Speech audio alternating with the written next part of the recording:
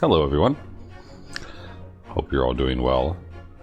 I am, well, I just woke up. That's how I'm doing. I took a nap, basically. If I continue to, it does. Excellent. Alright, so, we're starting episode 2, The Adventure of the Unbreakable Speckled Band. So, we'll see how this goes. I'm hoping we get another anime cutscene, like we did at the start of the other one.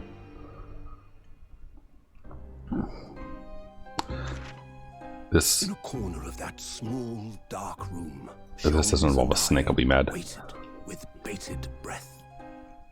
In time, there came from the ventilator a hiss and a soft, almost growl-like sound. Suddenly, Sholmes sprang into action, lashing furiously with his cane at a point in the darkness. "You see it, Wilson?" he yelled, his tense voice reverberating through the air.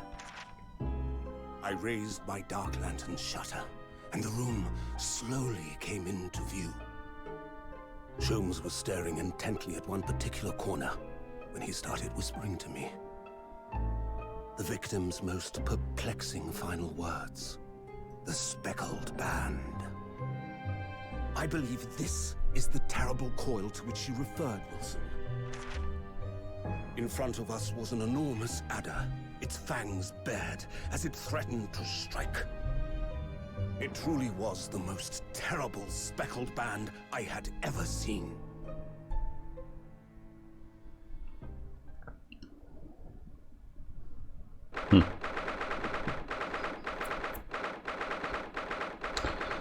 I am a big fan of Sherlock Holmes. Like I had a small short story collection of them growing up. So then, let us unravel this mystery and discover what events led to this curious murder.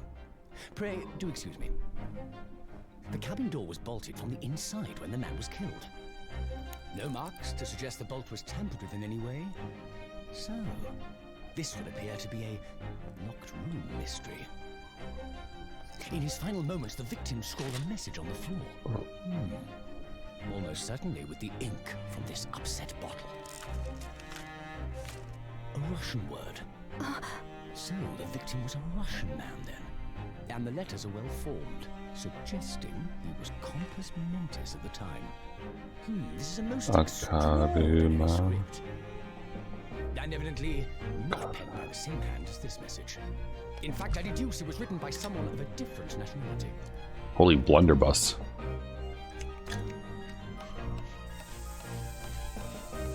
This paper seal was placed just prior to the incident, by the victim himself, I would venture. Well... What have we here? Does he see ghosts? Who are you, and what do you think you're doing here? No one must touch before maritime police come. We must wait. Shh. That won't be necessary. You see, in less than 5 seconds from now, I will reveal the killer to you. What? Don't be absurd. This is murder. I need cabin locked from inside. Ah yes, the locked room. But that mystery is paper thin. You don't mean the culprit is in there? It better not be Where Urinosuke. do you come from? I'm a great British consultant detective, the only one in the world. Herr Lock Sholmes. I presume you must have heard of me.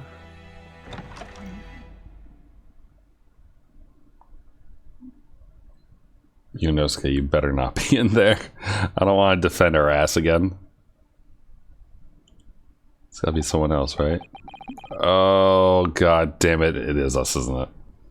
My head is throbbing. What's going on? Something's not right here. There's trouble in the air.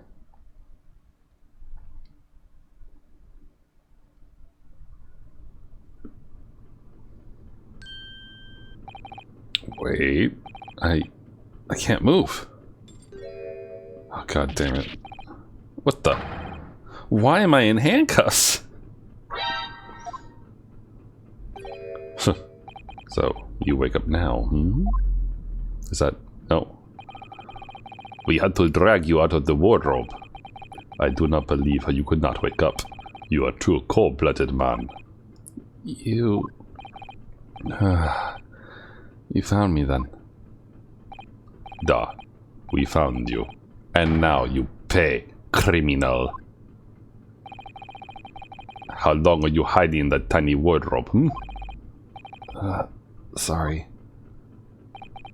Now you have been found. It is time to admit your crimes. Unless you want to find out how cold the ocean is. No. No, I'll tell you everything. There's only one thing I'd like to know from you. Isn't that... Is it Herr Lock? Oh no, it's her. Why did you do it? Why did you take his life?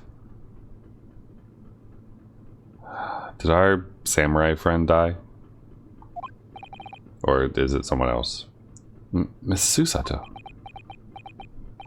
Wait, what did you just say? Take his life?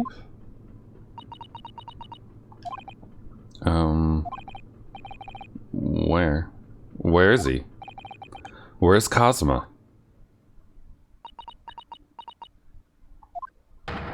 Ha! You pretend you do not know. You are a wolf in the sheep's pelt. You are the killer. Do not try to make excuses. What? Kazuma-sama's body was discovered not long ago. Here, in this very cabin. Those bolted shut from the inside.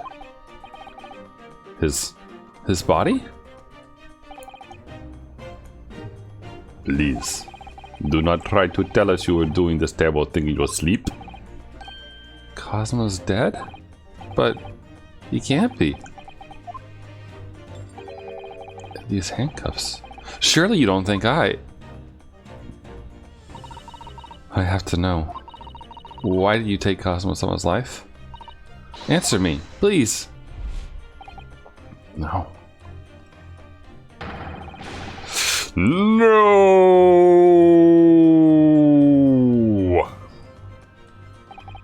Cosmo. Just 2 short weeks ago. Are you sure about this? Won't we get in trouble? Don't you find it fun being a stowaway? Besides, how else could you come to England with me to study? There's really something else when they brought your luggage in here earlier, though.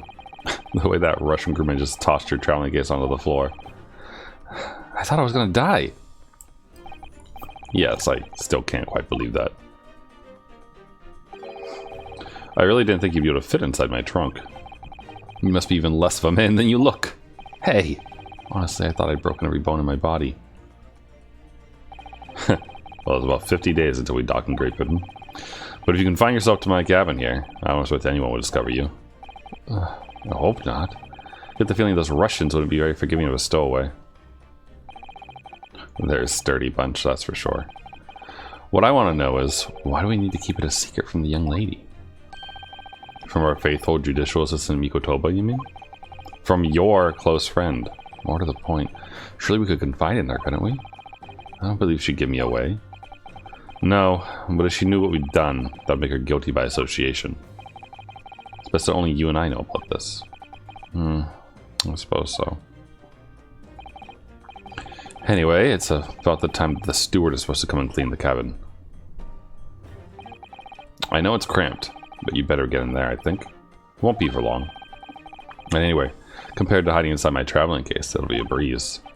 Yeah, but what if the steward decides to open the wardrobe for some reason? Then I'll be in for it. Stop worrying. Tell you what, why don't you write "keep out" or something on this piece of paper? What? Well, then I can stick it over the wardrobe doors once you're inside. I don't know. We've only been at sea for about 15 days. How could this have happened? We were supposed to be going on this adventure to England together. We'll leave you at next port. Stay quiet until then. Don't make more trouble for yourself. Murderer. No, I'm not a murderer. Da, you said before. You said you admit everything about your crimes. No, that's not right. Yeah, I did stow away on the ship, but murdering my best friend? No one else could have done it. Admit the truth.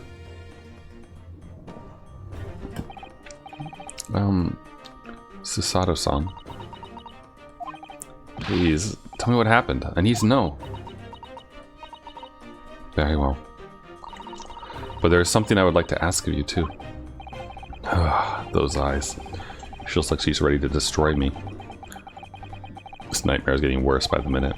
I suppose all I can do is try to find out what really happened. He really has been killed, hasn't he? This isn't just a bad dream. And these handcuffs. They think I did it? They think I'm Kazuma's killer? When they found him, the cabin was locked from the inside. What do you mean? There's no access to the cabin via a porthole window, and the bolt on the door can't be operated from outside. In other words, after the crime, the culprit couldn't have escaped these four walls. What? What about this thing right here? This very obvious vent. Or put it another way, the culprit could only have been someone inside this cabin. Or do you have some other explanation? This is impossible. How did he die then? What happened exactly? Are you still going to deny the charge? Even despite the circumstances? Please, Susato-san, you have to tell me. The cause of death is still undetermined. They don't know how he died? The ship's doctor is examining the body, but of course he has no post-mortem analysis experience. I don't suppose we shall learn more until an expert has been consulted at our next port of call. So presumably that means there were no obvious external signs of injury then? That's true, yes. Oh, it puts a little check mark off the things that you already looked at. That's good. Can anyone tell me what actually happened here in this cabin? I don't understand it. Why would anyone want to kill Kazuma? Presumably, that's something you know the answer to better than anyone. Please! Whatever you say. You were here in the cabin after all. Well, yes, I was, but... He would always wake up before dawn and do his training first thing in the morning.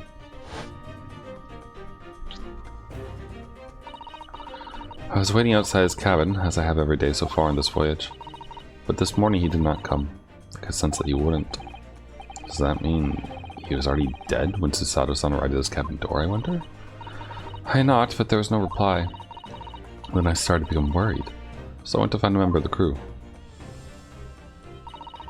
The crewman forced the cabin door open, and when we managed to get inside, there was Kazuma-san, collapsed on the floor.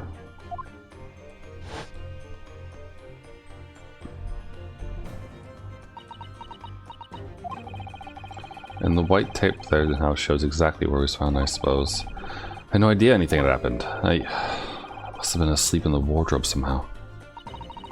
I wish it wasn't the case, but that's just very hard to believe. This is all very hard to believe for me too. Trust me. No, I've told you everything that I know.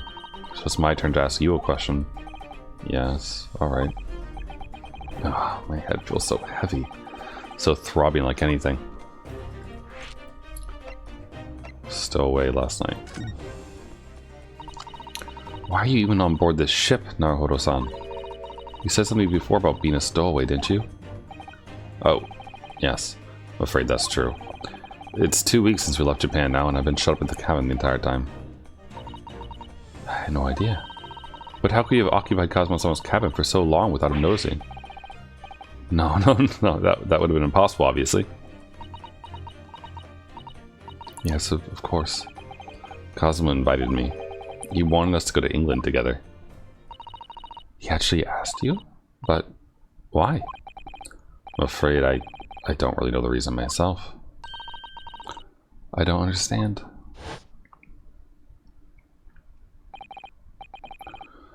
Kazuma, why do you want this? What's the reason? Why go to such extreme lengths to smuggle me to England with you? ...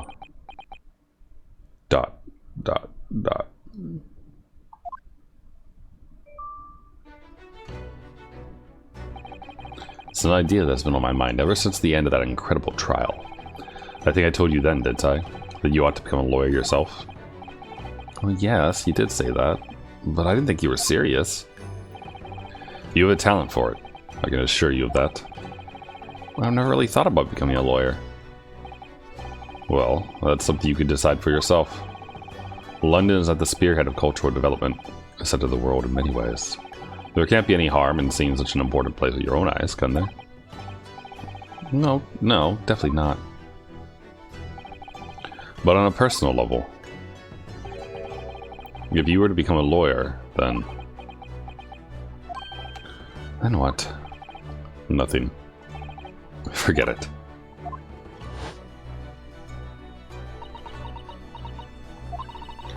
Cosmo-sama he was always saying the same thing. That he wanted to change the Japanese legal system. Perhaps he thought that he could do that with you. Yes, maybe. But something's still bothering me a little. The look in his eyes then. It was darker than I've ever seen it before. Susato-san? I'm sorry that we kept it a secret from you. My stowing away on the ship, I mean. If I know Cosmo-sama, I expect he was trying to protect me, to avoid me becoming guilty by association. That's exactly right, yes. Word perfect, in fact.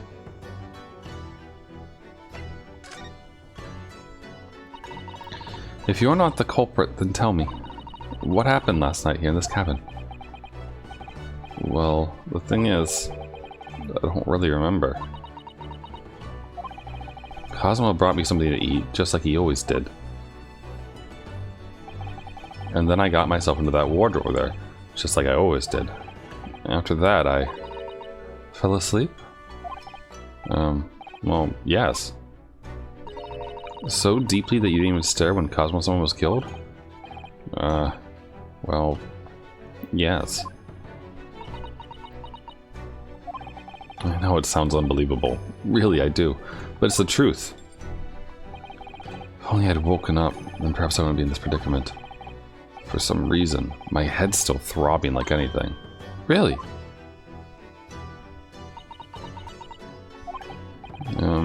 Something wrong? Oh, no, it's... Please forget it. Susato-san, you have to believe me. I didn't do it.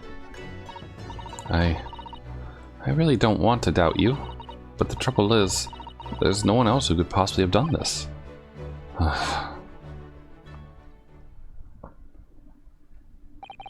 Cosmo, I don't understand. Why?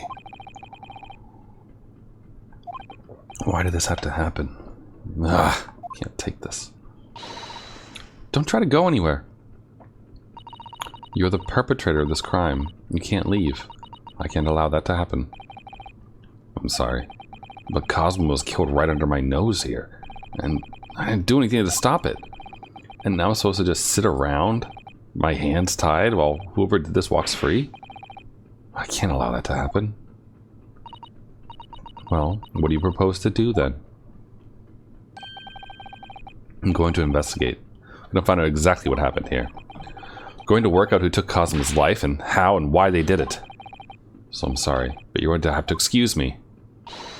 Hi-ya! She just like judoed us. Yep. What the? That was a Susato takedown. So what?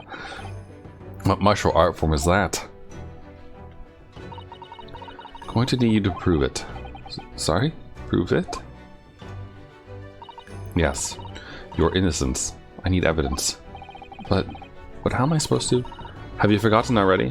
What you achieved just a few weeks ago. You successfully defended yourself in a court of law. I see. She's expecting me to present some conclusive evidence. Do I have a court record? Paper seal. I mean, Cosmo wrote this, right?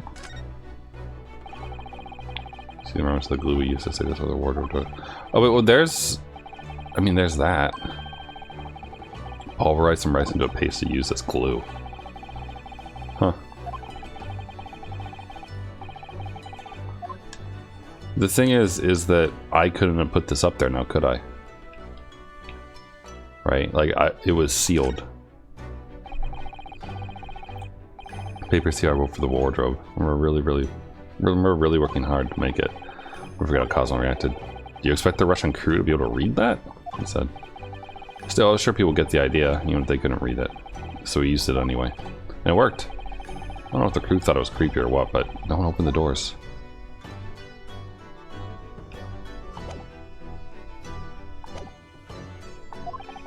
I had to get Susato-san to believe me. Sure, some evidence right now that proves I'm not guilty of this. Oh, hi. Yeah, this. It was on the door, right? And sealed. I couldn't put myself back into it. Tell me, when I was discovered in the wardrobe before, was this piece of paper stuck over the doors? Oh, yes it was. I remember clearly. I thought so. Cosmo always put it in place whenever I went to sleep in there, just in case the cabin steward or another crew member decided to look inside. So naturally, he did the same last night as well.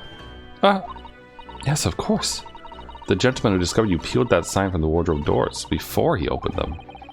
But if I were truly the culprit, I couldn't have climbed back inside the wardrobe and stuck this on the outside of the doors on my own. Yes, that's quite true. In other words, it's impossible that I killed Cosmo.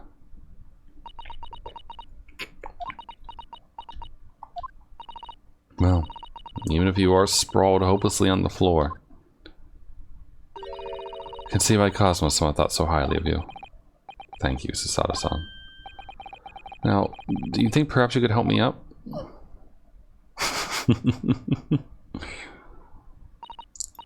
Well, in the light of that evidence, I don't see any reason why I should stop you from investigating in here, at least. Thank you. You finally believe me? I'm sorry. No. What? I'm not sure yet. I can't rule out the possibility that you used some sort of conjuring trick to put the sign back in position. What does she think I am? A magician? For now, I suggest you investigate as thoroughly as possible in here. I'll do the same. Alright, let's get to work, Susato-san. Please don't misunderstand me. I still have my doubts. Oh. I shall be watching you to make sure you do nothing that might disturb the crime scene. I wouldn't want you using your conjuring tricks to destroy evidence, for example. Right. Well, anyway, should make a start investigating in here. Cosmo, I swear I will avenge your death. Ooh. Ooh, okay, here we go. This feels more like the other Ace. Oh, there's a guy in here.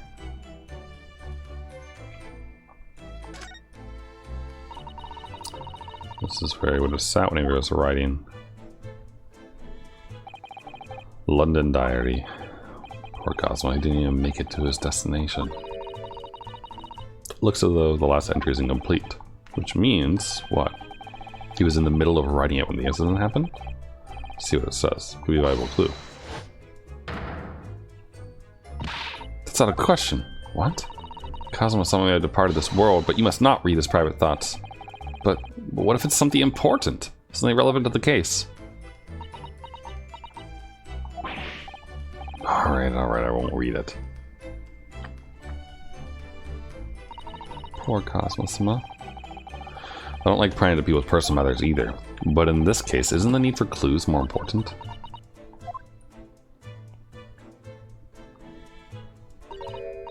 Oh dear, that won't do. Oh, what's the matter, Susato-san? Whenever I'm examining things, I always find myself so focused I forget to look around properly. Ah, yes, that's not good. Okay, so is this how we do it? Like, we get her looking and examining something else, and then we get to look at the diary? Don't suppose you're as foolish as me in that regard, are you, Naruhodo?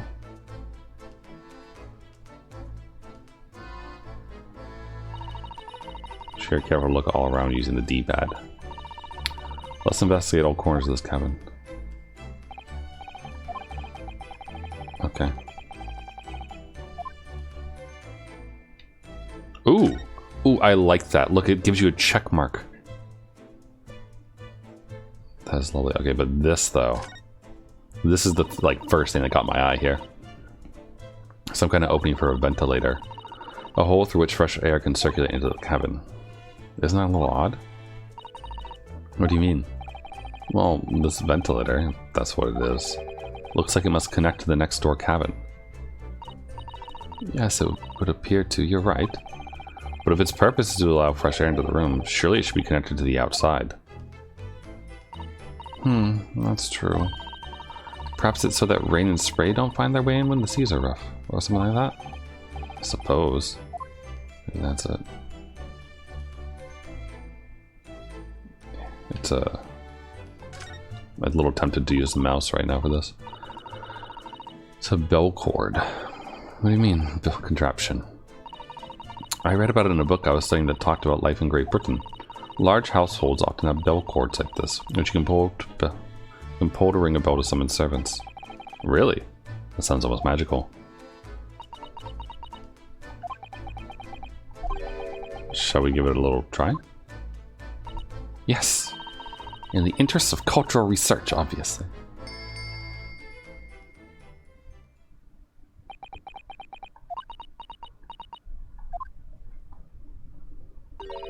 I suppose nobody comes for lowly Japanese people.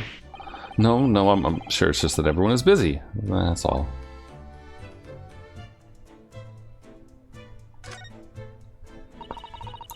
Some 2 weeks since we set sail from Japan. Have you really been living in that wardrobe the entire time, Naruhodo-san? I think living isn't quite the right description. Oh no, I suppose not. She looks like she's pitying me so much. Well, it must have been rather exciting making this voyage in your own secret hideout. The trouble was I never knew when a member of the crew might come in. So, yes, I did basically have to live in the wardrobe. And last night was no exception. Because of that, you had no idea what was happening out here in the cabin. No, sadly not.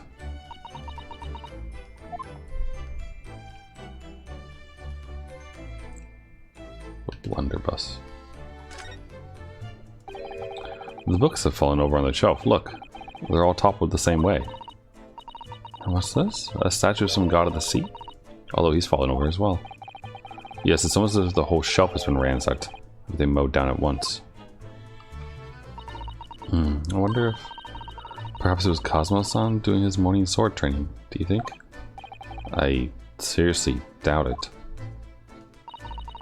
Then perhaps it was you, Naruhodo-san, in a fit of rage? I wouldn't have bothered leaving the wardrobe just to mess with a few books and a statue. Could the way these things have been thrown about have anything to do with the case, I wonder? I mean, they're all tilted to the left. I'll just set everything straight again. I don't like to say that. Susato! And I'm the one messing with evidence. That was a clue, damn it. Very large traveling case, isn't it? Yes, it carries a lot of memories for me. Memories? What do you mean? Well, that's actually how I stowed away on this vessel. It's brought on board inside that case. Ah, yes, I see it says "this way up" in Japanese. Which in hindsight, I should have realized the foreign crewman wouldn't be able to read. I was turned over and over and over, and I was tossed on the floor in here. Oh dear, being a stowaway isn't as romantic as it sounds. Well, it was less painful than a Susato takedown. So the ink isn't investigable. I'm avoiding the obvious, by the way, in case that wasn't. Figure I'll do that last. Seigi, the Japanese word for justice. The brushstrokes are straight and true, just like Cosmo. Yes, his calligraphy always was a reflection of his heart. Can you really look at these characters without feeling shame, knowing who drew them so thoughtfully? Of course I can. I mean, I'm innocent, so why shouldn't I be able to? Even though you stowed away on this ship? Now you're gonna bring that up, are you? I can't win. The tablecloth's a little messed up. There's nothing on this table at all. The plate and cutlery are all over the floor for some reason. Yes, it's strange. Last night when I went to sleep, I'm sure everything was still. No, wait a minute. What is it? That's funny. I can't seem to remember anything about what happened after dinner at all. So then perhaps you are responsible for what happened to Cosmo-sama? No. Clearly our food was drugged. That's my dinner from last night. A roast chicken. It was really tasty. Yes, it was very delicious, wasn't it? But did you eat it on the floor here? Not a dog, Susato-san. I ate at the table, of course. Which begs the question of when and how the plate ended up on the floor. But Kazuma-san didn't like chicken at all, did he? No, that's right. So he didn't touch it. Ah, yeah, totally poisoned. This meant all the more for me. Oh no, does that mean poor Cosmo spent his last night on this earth with an empty belly? It's just too horrible. Ugh. Nice, I have a guilty conscience and an achy stomach.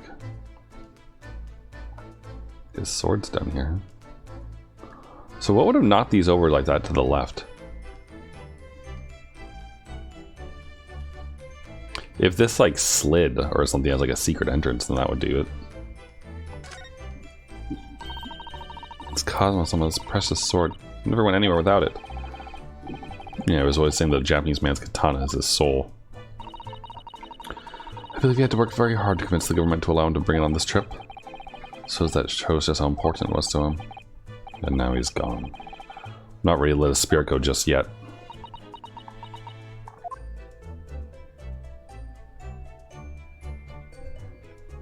What is this?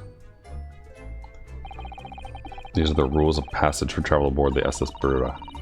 Essentially a list of requests from the captain to all the passengers on board. Passengers must not keep weapons or other dangerous objects in their cabins. Pets are also strictly forbidden. What? Why are you staring at me? Oh, sorry, I was just thinking. Are you more of a dangerous object or a pet? Can't decide. Well, one thing's for sure. Either way, I wasn't supposed to be in here. It's funny. What is this? Gemstone? Or a nail? Or... oh, it's a bell. What do you think this is? Looks like a broken piece of glassware. Or the thing was, it appears are broken clean in two. By his sword, maybe? The glass is such a beautiful color. Looks like a cute little Netscape fastener from a kimono outfit. Not sure that sounds like Cosmo. He wouldn't have secretly carried a cute little trinket like this around with him, would he? And the mark beside it. What is it, I wonder? That sort of brick-like hue. Yes, you're right. It is the color of brick, isn't it? Even though I don't see anything of the same color anywhere else in the cabin. Well, there you go. That begs like a big question, doesn't it?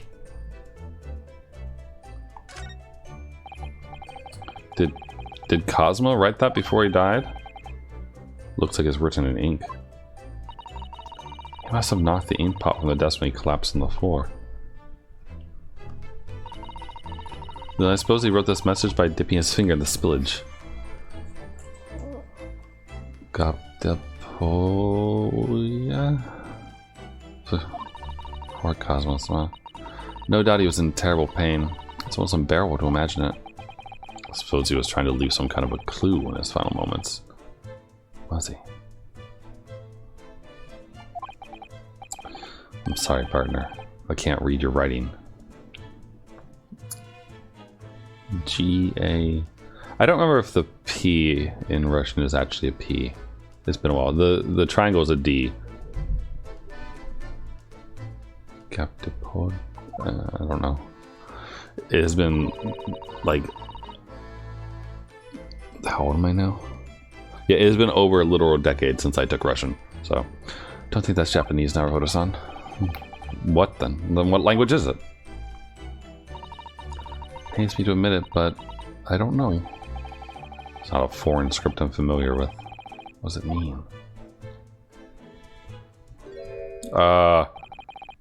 Who's that?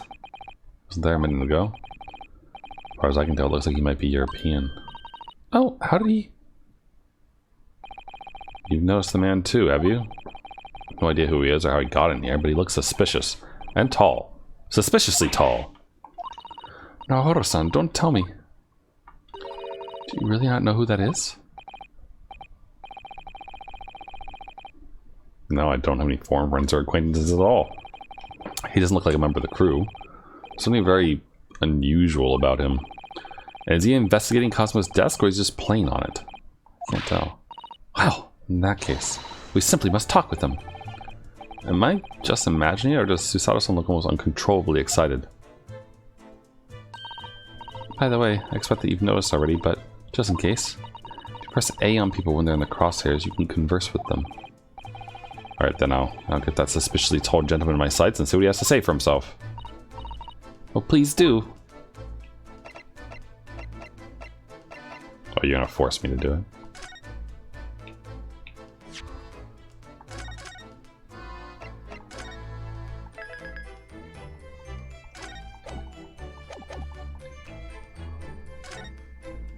Don't worry, we will talk to him.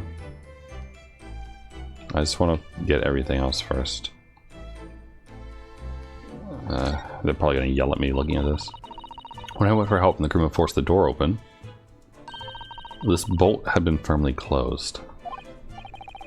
Quite a small bolt. Not a particularly sturdy one. Just slides across to secure the door shut. But still, with the door bolted, there'd be no way to get in and out of the cabin. That's for sure. No wonder everyone suspects me. When she glares at me like that, I feel tense all up and down my spine. I remember reading once in a detective novel, the culprit used a needle and thread to draw a bolt across from inside the room in a situation like this. Yes, that's a clever trick, isn't it? I'm an avid reader of detective stories myself, but the door of this cabinet and its frame are made of metal, and they seal together perfectly. There'd be no possibility of using that needle and thread trick here, I'm afraid. When she glares at me like that, I feel pins and needles all up and down my spine. Well, I could converse with this guy. Perhaps should see what this Russian crewman makes of the scene of the crime. No. Sumimasen deshita. What? I was wondering how it's going. The investigation, I mean. Grandmother told me Japanese people do not make jokes. But it's not true, I see. Sorry? The criminal asking investigator for information about his crime? Very funny. Oh. It wasn't supposed to be a joke. He doesn't appear to be laughing either. He's convinced you're guilty. He might have useful information, though. Have to keep trying. So, last night, did you notice anything out of the ordinary at all? Yet, of course not. Now back to the corner of the room and make silent. I say no more to you. They had a nerve. Just for a minute there, he seemed a little flustered. Maybe he ate the chicken and also, like, pooped himself or something. Okay, there's nothing else, right? It's just Sherlock. Or, sorry, Herr Lock. Herr Lock Sholmes. Alright, weirdo. Excuse me. Excuse me, do you have a moment? Shh, it's a critical point in my investigation.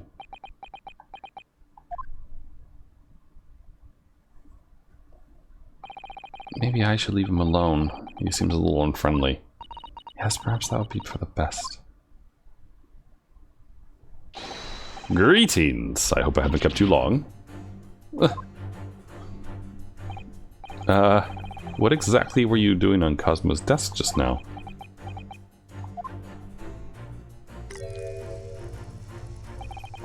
Aha, I see. Fascinating. Sorry? What do you see? Feels like he's looking right through me. Oh, yes. Everything is clear now. The train of reasoning has run its course. My deductions have crystallized. You have been in Afghanistan, I perceive. Just recently returned, if I'm not mistaken. So, sorry, what? And now, whilst venturing towards foreign climes, you find yourself in a most troubling predicament. Well, that's true at least. But how? How the deuce did he know that, perhaps?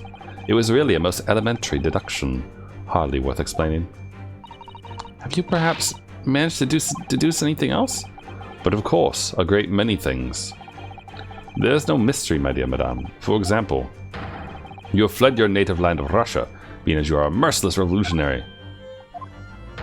You leave 16 victims of assassination in your wake, and now travel to England to blow up the Crystal Tower. And when the beribboned occupant of this very cabin discovered your identity, you had ended his life too. Yes, I believe that summarizes the facts beautifully. No need to hide the truth now. Nothing deceives these eyes.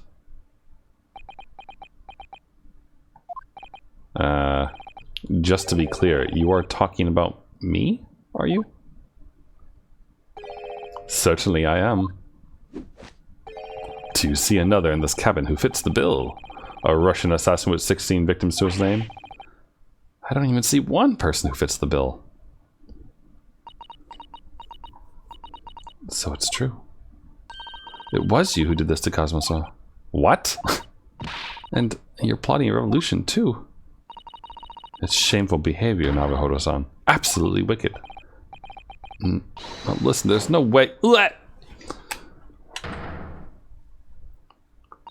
Now explain yourself. Tell me everything. This is ridiculous. Yeah, I don't even speak Russian.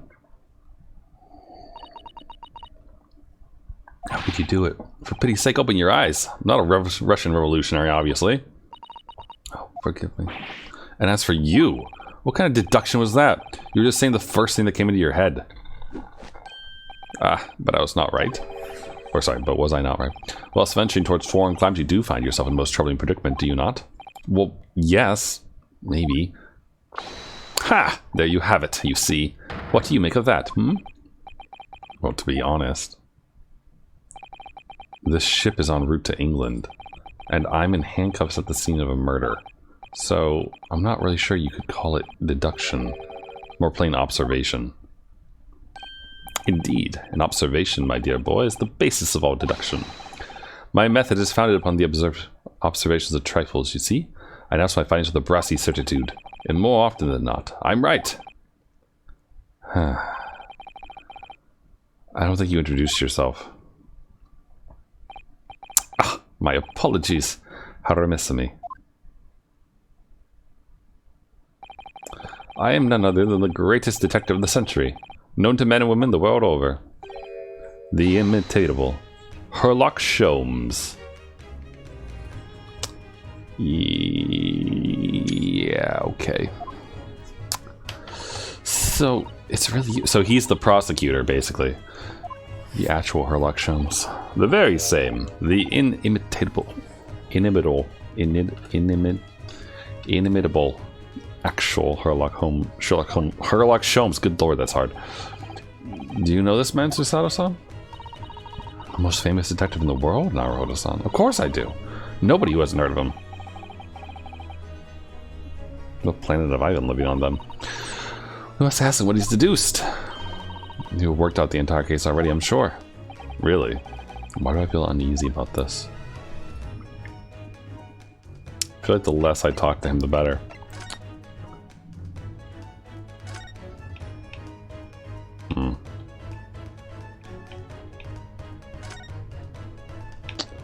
But I suppose we don't really have much choice, do we?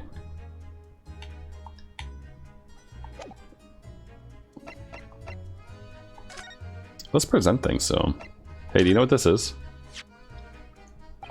I've never seen anything like this. Most extraordinary writing. You said the same earlier this morning, I think. Indeed, but its uncommonness is so remarkable I felt the need to say it anew. Yes, I do believe. These characters may be a crude attempt at a Japanese script. What? Mr. Naruhodo, I don't like to be the one to tell you this, but I think Mr. Sholmes is trying to say that your handwriting is a little untidy. Is he making fun of me?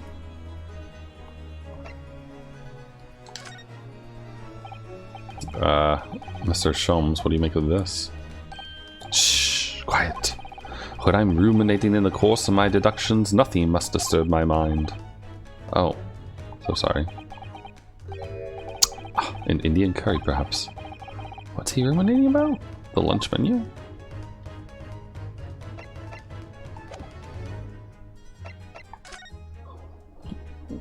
Yeah, let's go down the list here. So you're a great detective, are you? Sorry, what was your name again? Indeed. I am none other than the one and only Herr Lock. So you're German? Herr Lock, was it? No, I have no hair. I mean, I have hair, but please call me Sholmes. You can read all about my exploits in this exciting London publication. Oh yes, Rants magazine, full of wonderful short stories and interest articles from Great Britain.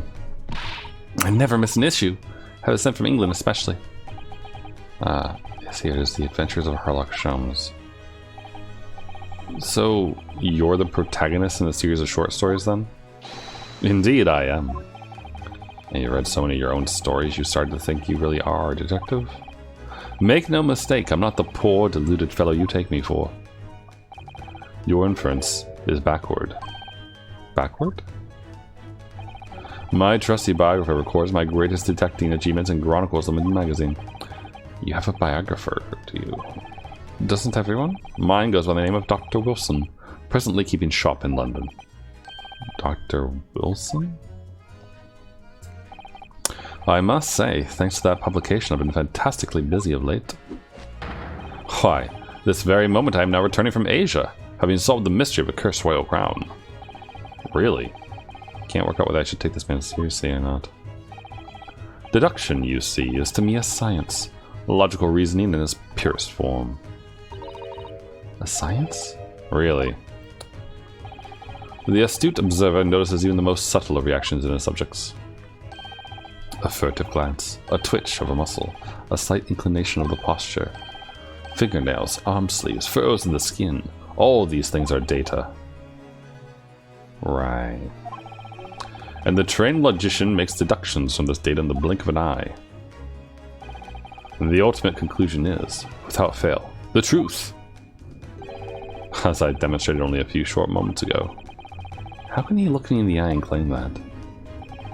So you see, I have a term both for observation and for deduction. And fame!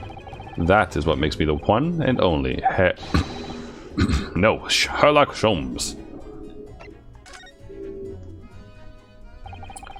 Have you managed to deduce anything about this particular case yet?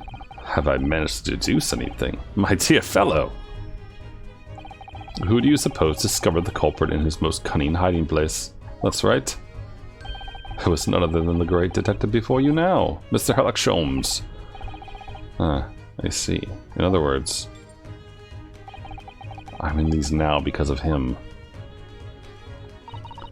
When I became anxious about Cosmos this morning, I summoned all the crew members to force the cabin door open. And I concealed myself among their number, gaining entry to the scene of the crime. Yes, luckily for everyone, the great detective Herr Lock was on board. And the handcuffs seem to be an excellent fit, Mr. Naruto. The very moment I laid eyes on the scene, two facts were immediately apparent to me. Oh really? Two facts, you say?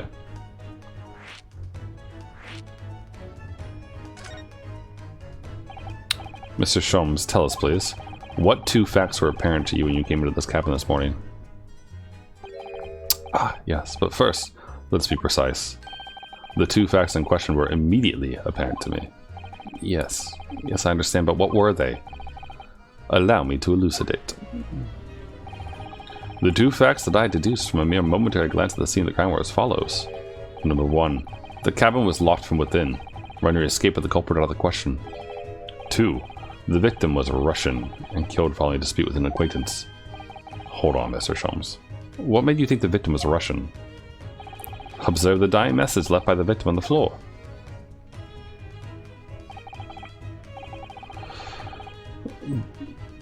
The Russian word for wardrobe. Oh. Do you really think Cosmo-sama could have left a dying message in Russian? In their final moments, many find their native tongue filling their head. For this young man, Russian. Cosmo was Russian, was he? Initially, I considered Garderobe may be the name of the killer. A certain Robert Gard, perhaps. But in the interest of thoroughness, I decided it would be wrong not to look inside the wardrobe there at least. Where you found Mr. Naruhodo sleeping soundly. Quite so. I found you, the renowned Russian revolutionary killer. Why is it that I'm Russian too? I observed that you were wearing the same attire as the victim. In other words, you were acquainted. And if my memory serves, that outfit is the traditional dress of the Russian people. Our school uniforms are the traditional dress of the Russian people? I had no idea. And I had no idea a detective could get something so wrong. I took a photograph of the victim in the message, but I might analyze it for possible hidden details. Yeah, I don't think he wrote that. This was taken immediately after the young man was discovered, before the body was removed. Yes, Cosmo had already been taken away when I woke up. This is the first time I've actually seen him like this. Without his hair, like, billowing. Are you alright, Mr. Naruhodo? Oh, yes, thank you. The photograph of the crime scene has been entered into the court record. Can I ask you something, Mr. Sholmes? What, pray? You mentioned Russia before as well, didn't you? You know, when you said I was a fearsome revolutionary fleeing from Russia and all that. Ah, yes. The train of reasoning that led me to the truth. Would you mind explaining that train of reasoning to me? Do you think? Spasiba. Certainly if it interests you. Or, sorry, no, Horosho. How many times? I'm not Russian and I don't speak Russian.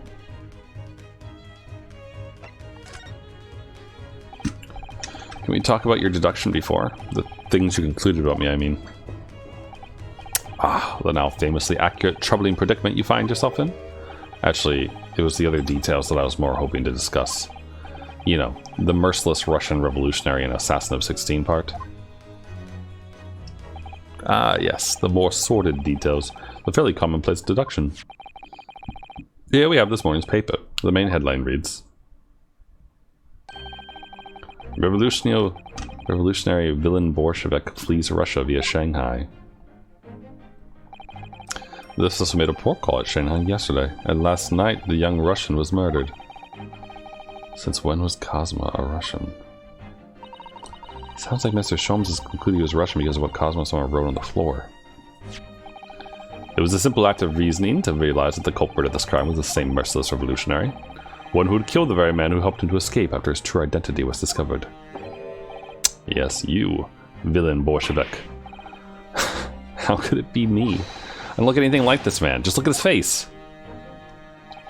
Well, you are a fearsome revolutionary after all. Therefore, you've no doubt learned to revolutionize your appearance as well. Oh, please. And I might add, your name does not appear on the ship's passenger list. Need I say more? Well, that's because I'm a stowaway. What about the other details? The 16 victims of assassination and blowing up the Crystal Tower? Ah, yes. The journalist clearly interviewed the man and printed all those particulars in the article. The deeds the man has perpetrated thus far, and those he is plotting. Yes, everything about this revolutionary Bolshevik was concluded. There can be no mistake. Do revolutionaries usually agree to interviews with newspaper reporters, I wonder? And what about the part where you said I was just returning from Afghanistan? Also quite clearly stated here in the article. Bolshevik has recently returned after a period of subversive activities in a war-torn region of Afghanistan. Where is it anyway? This Afghanistan place.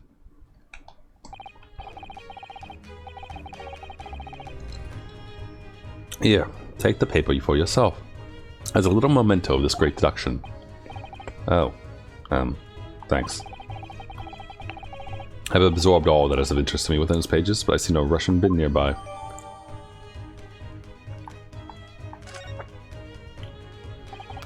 And you may find the article on the back page of interest as well. On the back. Cast your eye over it sometime if the interest takes you, though you may need someone to interpret. It's all written in Russian. I don't hope to read it. But I suppose it wouldn't hurt just to glance at the article. Maybe there'd be a picture or two.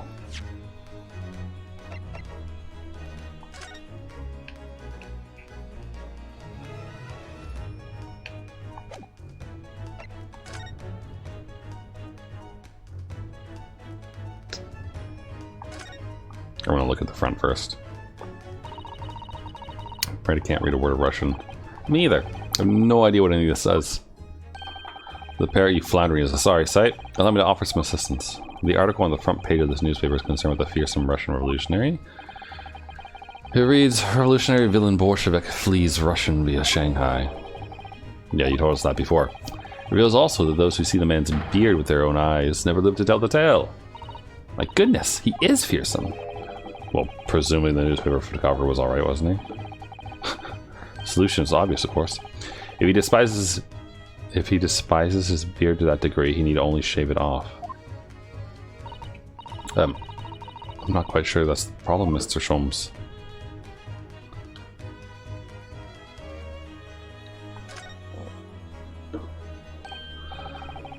This is interesting. Have you found something relevant now, Hoda-san?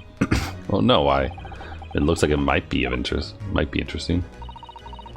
Can't read a single word, I'm afraid. No, nor can I. But look at this picture. Perhaps this is a beautiful young Russian princess, do you think? She is very pretty, isn't she? I suppose you enjoy articles like this. Is this the Crown Prince stuff that he was just doing? I don't know, I can't make any sense of it. I'm glad you've noticed this article. Allow me to give you a short summary of its contents. Oh, thank you. Pops up everywhere, this Mr. Sholmes. So the disappearance of a young lady last night. Renowned prima ballerina of the Novovich Ballet disappears from Shanghai. During a performance in Shanghai, the famous dancer was reported missing. She is, of course, the talented young Nikolina Pavlova. Why are Russian names so hard to remember? It would appear the woman was in costume when she was found to be missing from her dressing room, wearing the diamond tiara you see pictured, which is worth some 20,000 rubles. Oh, how much is 20,000 rubles? I have no idea, but I'm quite sure it must be an unbelievable sum of money. Susato's eyes are shining like diamonds themselves. The tiara is the property of the Novovich Ballet. It was in the directors besides yourself to worry. Yes, I'm not surprised. The company is most anxious to recover both Miss Pavlova and the valuable tiara. They've requested international assistance at all ports with sailings to Great Britain. Could this be another case of a Russian fleeing his or her country? It does seem to be the Russian thing to do. They're certainly rushing into it. I'm going to dignify that with a response, Mr. Rowe.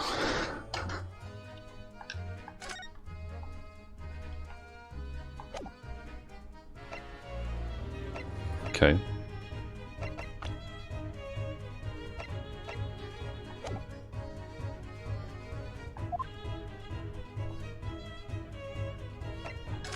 Alright, tell us about what you were just looking at. Before we started talking, you were examining Cosma's desk, weren't you? Cosma? Oh, yes, the victim. Did you notice anything useful? Anything at all? Observe for a moment the desktop of the victim. We see that the victim was engaged in penning some text. London diary. Cosmo was keeping notes of the trip. But I don't think you should read his private writings. It could upset people. Tragic. And something you ought to perhaps elucidate before the act of reading. You mean you've read it already? It is my business to know what other people do not. Yes, believe it or not, I know a smattering of Japanese. Oh, I see. There's no way that he didn't know what that text said then on the wardrobe.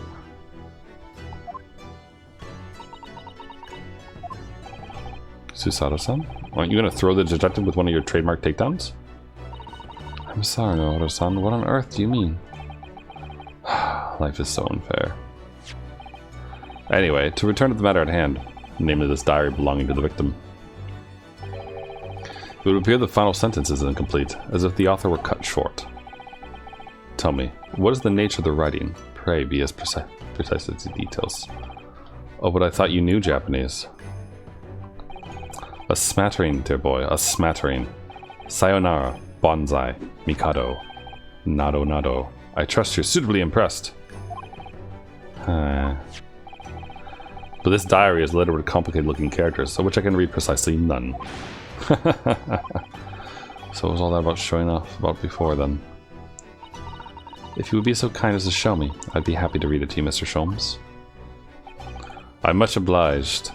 my dear madam. The final entry here in Cosmo-sama's diary consists of just 2 sentences. The first reads, 1:23 a.m. I can hear a faint whistling sound. A whistling sound? These are very deep waters. Pray go on. The second sentence reads, 1:35 a.m. What looks like some sort of speckled band is dangling from the ventilator grill. A speckled band? What on earth does that mean? I have no idea. Never heard that expression before. The ventilator grill, you say? The man was presumably referring to the lattice there on the wall, which connects to the adjoining cabin. Yes, the adjoining cabin. Is this literally going to just be the speckled band? Because that would be... That's kind of funny, because I was playing Fate. I was playing Fate earlier today, and I was doing the interlude for Sherlock, and they also talked about the speckled band of that. So, I believe you have enough to consider for the time being, at least. Do you have somewhere to go? As it happens, the victim's writing in his diary have piqued my interest. The matter warrants further investigation, I believe. If I am still too long, the seasickness takes hold.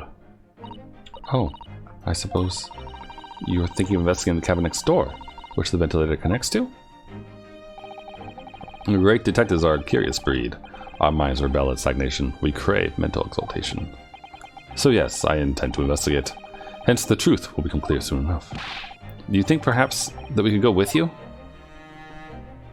No, that would be somewhat complicated. What? But why? A simple glance at your wrists should reveal the answer. Oh, these. After all, you're the prime suspect in this matter. No? There's no point trying to turn it into a question. You're the one who decided I was the culprit in the first place. Whatever do you mean? I have no recollection of naming you as the culprit at any point. You must be joking. You just said it only a moment ago. Tilly, you are clearly misguided. I have no cause to say such a thing. Well, actually, Mr. Sholmes, I did hear you say that too. You're quite sure? Well, that's very strange. I wouldn't have said you had the face of a criminal, you know? Not really. So, what, were you looking at my knees before? Some great detective you are. Well, anyway, that was then and this is now. What do you mean? What I mean, sir, is this. If you are the culprit, then you must play the part more convincingly. Roll over and accept your fate. Now he's just being plain rude.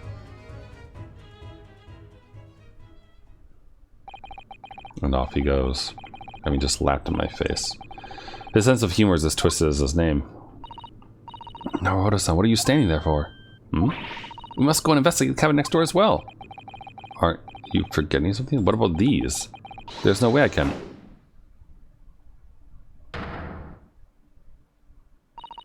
After Cosmo-sama spent his dying moments struggling to leave with a clue, you're willing to give up? He's gonna roll over and accept your fate? Ugh. If you gave me any choice in the rolling over part. It's good. I think we still have some investigation to finish off here first, don't we? Let's carry on and examine what we can in this cabin while we wait for a chance to slip next door. Good idea. The situation doesn't look good for me. Well, there are still things I can do to help myself. And I owe it to Cosmo to do everything I can to find a way out of this. And bring the real culprit to justice. Is that something wrong now, Hoda-san? Oh shit! It's the inspector. Oh no, it's just the crewman standing by the door. Cannot feeling like I've seen him somewhere before. Oh yes, you're right. He does look familiar. Excuse me, sir. Yes. What can I do for you?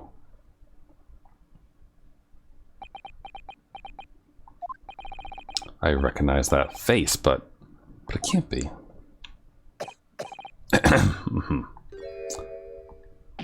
It is! I didn't know you were here, Inspector Hosonaga. Oh, don't wipe your red blood onto your white sailor uniform. Hello again. What are you doing here? No, I think that should be my line. I was so stunned when I saw you, my heart stopped. Nearly stopped, I hoped. I received some special orders to go undercover as a member of the crew aboard the ship. Again? You certainly seem to enjoy undercover work, Inspector. If there's anything I can do to help you, please ask. I never expected to see this man on board. But perhaps his presence can... Oh yeah, situation. Sorry, excuse me. There's nothing more to examine, right? Oh, we can talk to that guy again.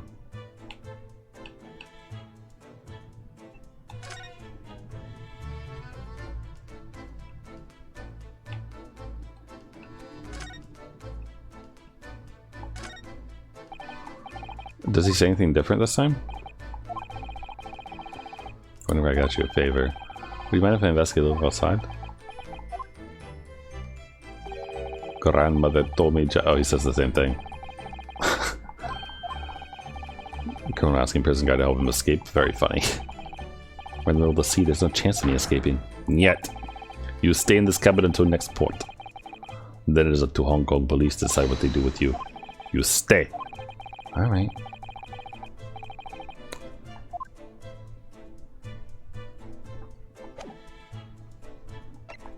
Alright, Hosonaga. So what are your special orders this time, Inspector? Yes, and why are you dressed as a member of the crew?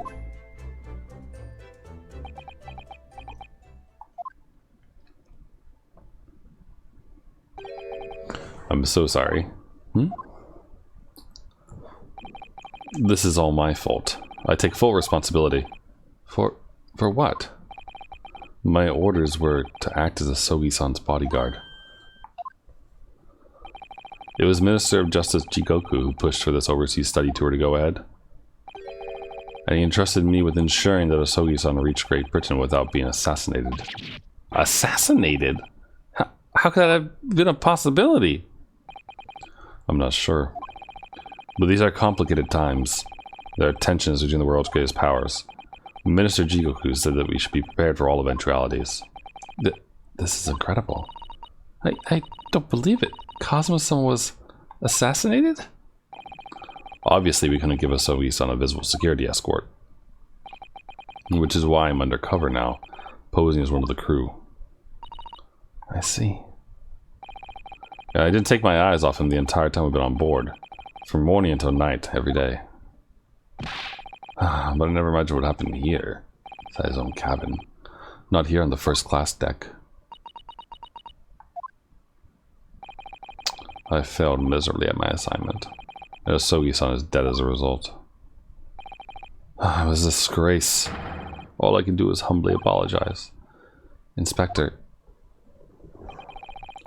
So if there's anything at all I can do to help now, just say the word.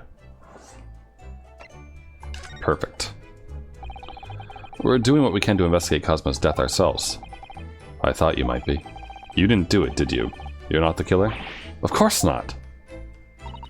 Would you really like to investigate the cabin next door? Yes, so we need to be allowed out of this cabin. I'm sorry. What? You've been deemed a risk to the ship's safety. If you move to even touch the handle of the cabin door, that stormy looking seaman there would surely snap your neck in two. I suppose I'm not just a stowaway now, they think I'm a murderer as well. Would it be possible to give me something to work with, do you think? I'm going to need something persuasive. What do you mean? If I had a solid reason why the next door cabin should be investigated, for example, I'd do everything I could to persuade the captain to allow it. Really, I'd lay my life on the line if I had to. But I don't see how. There may be a way. What? Really? Think how you tried to persuade me of your innocence, Naruto-san. By presenting me with a piece of evidence that you already had in your possession. Evidence. It's just the same as when you're in court. You must have done it many times during your trial. Okay, we've done this already. Do you really need... Okay. A reason to investigate the next door cabin. Alright.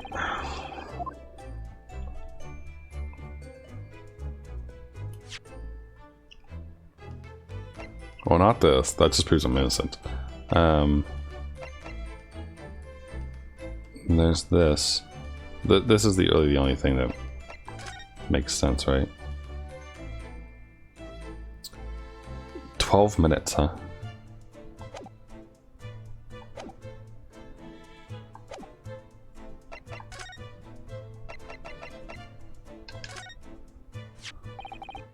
What's that? It's Cosmo's diary. Just before he died, Cosmo Summer wrote something rather strange in his diary. Strange? In what way? He wrote, what looks like some kind of speckled band is dangling from the ventilator grill. A speckled band? That is strange. Yes, we've been trying to work out what he meant by that. But what I like to know is... Don't tell me. The ventilator, is it? You're very astute, Inspector. That ventilator clearly joins the next door cabin. That's right, so if we can investigate in there, we might be able to work out what the speckled band was. Alright then. I can't leave this cabin at the moment. I'm stuck here until we arrive at the next port. The captain has given me strict orders to guard the scene of the crime, you see. I'll have to entrust the investigation to you. Really? You're willing to do that? Yes. As long as you don't leave the first-class cabin area. I'm afraid I can't remove those handcuffs, though. But what about the captain? Are you going against his direct orders? I'm a man of my word. And I promise you that I'll lay my life on the line if that's what it takes to convince the captain. After all, I failed to keep Asogi-san safe. This is the least I can do. Thank you. Let's seize the moment then, Naruto-san. Just select move and we can leave this cabin at last. He's really... Okay, but what are we gonna do about the dude who's clearly, like, preventing us? You know what I mean?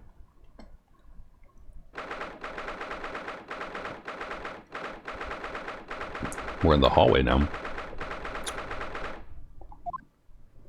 Is that a mouse trap with cheese? Finally out of that cabin. I have to admit, this isn't quite what I was expecting. It's less spacious out here than I thought it would be. And this is the most luxurious accommodation. Yes, indeed. Cosmo-san was being sent to the study tour by the government. That's why he was being put up in a first-class cabin. Man, that must be nice, don't you think? Like, whenever I travel for work and those kind of things, it's always, like, economy. Like, the travel guidelines and those kind of things are always like, hey, take the cheapest shit possible, thanks. So this is about twice as large as my accommodation in steerage. Really? That must be awful. Oh, look over there. Another crewman keeping watch, and he looks enormous. Even if he is sitting down. The door next to him leads to the second-class accommodation. Suppose he's making sure that no one comes in here who shouldn't. Suppose, like people in handcuffs? Naruto-san, you look like a little boy visiting a toy shop for the first time.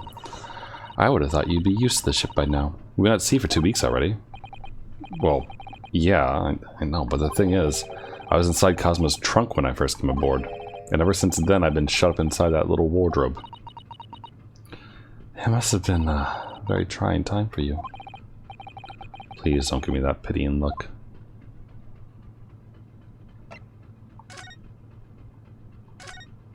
Cheese. Cheese, grommet.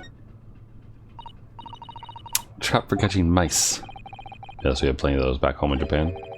Oh, they seem to be using a lot of chalk or something as bait. Let me see. Yes, I think that's what it's called. Cheese. It's made from the milk of cows. Cheese? What would that taste like?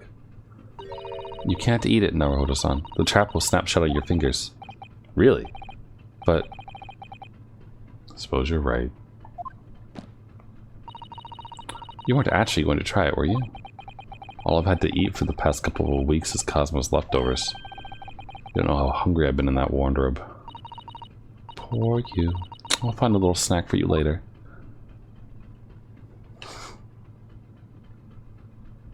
Probably shouldn't touch this. What do you think this is? It's a very pleasing shape, isn't it? That's the emergency alarm. It's probably best not to touch it. Oh, an alarm. It says press only in times of emergency. Looks as though it sets off alarm bells ringing all over the ship and brings the vessel to a complete stop. Oh, this I have to see. What are you doing, Naruhodo-san? You mustn't touch it. But this is an emergency situation. Look at these handcuffs. You know full well that's not what the alarm is for. If you were to bring this vessel to a standstill for no good reason, you'd be in an even worse situation. Yeah, wish everything would just stop. This ship included. If you have to do something foolish, at least make it something that doesn't affect everyone else. Man, there's advice right there for, like, the modern era, huh?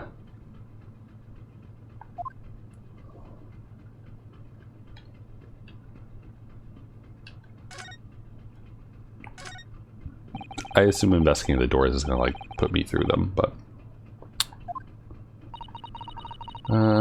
it's this large-scale steamship. Oh. How is it that such a huge lump of metal doesn't just sink to the bottom of the ocean? Oh, that's really quite simple, Naruhodo-san. It is? Well, consider the Japanese archipelago. The islands of Japan? Yes, they're not metal, but they are enormous lumps of earth. Many, many times larger than the ship. And they don't sink, do they? They've been floating happily on the sea since the gods created them. Well, I suppose so.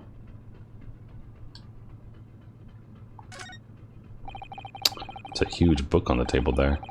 There's a pen next to it. Looks like the ship's log. Shall we have a little look through it? The writing is so neat and precise. Every detail of the voyage has been meticulously recorded. We wouldn't expect a rough and ready sailor to have such beautiful handwriting. And nothing. No reaction at all. Thought he might appreciate the compliment. Not sure that rough and ready is much of a compliment, Naruhodo-san, even to a sailor. Anyway, last night's log is mostly blank. Presumably that means there's nothing to report. They're in on it. I don't really want to talk to him. He seems scary. Although maybe he's really nice. Excuse me, could I ask you something? You little story murderer. That wasn't a good start, was it? Alright, let me try instead. Good day, Mr. Sailor. So sorry to trouble you, but could I perhaps ask something of you? You little third-class lady's maid? Oh. We seem to have caught the sailor on a bad day, Susato-san. I am not sailor, my mother gave me name. I am senior crewman. Beef stroganoff. Oh no. Oh god, they're all gonna be like puns and food things, aren't they? Phew. Best thing is just to avoid eye contact, I think. Also, what's with his tan lines? Mr. Stroganoff, about this first-class cabin area. Here we are in the finest part of your steamship for very important persons. What sort of very important persons? Government officials, kings and queens traveling in secret, many important persons. That is why I'm always guarding this place. Gosh, that's amazing. But somehow I let stupid story inside. I want to pick you up and throw you in the ocean. But Stroganoff is not animal. Thank you.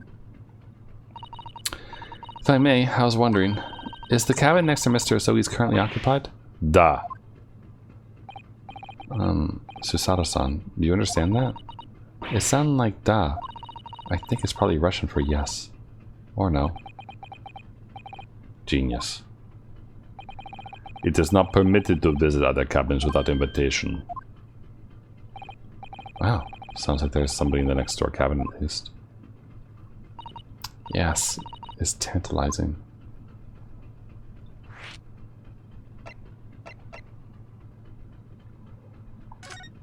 want to ask about last night first. Are you on watch here all the time, Seaman Stroganov? Da, all time. So criminal like you cannot come in or get out. I wonder, could you tell us anything about last night at all? It is sad about student boy. Were you on watch last night as well? Of course. And did you not notice anything at the time? Anything unusual? Yeah. Susato-san, did you understand that? It was clearly a no. I saw nothing unusual, nothing at all. And you didn't hear any strange noises? Or sense anything was wrong in some way? I said no! Sorry. Not so sure. Could have sworn that he wouldn't catch my eye for a moment there.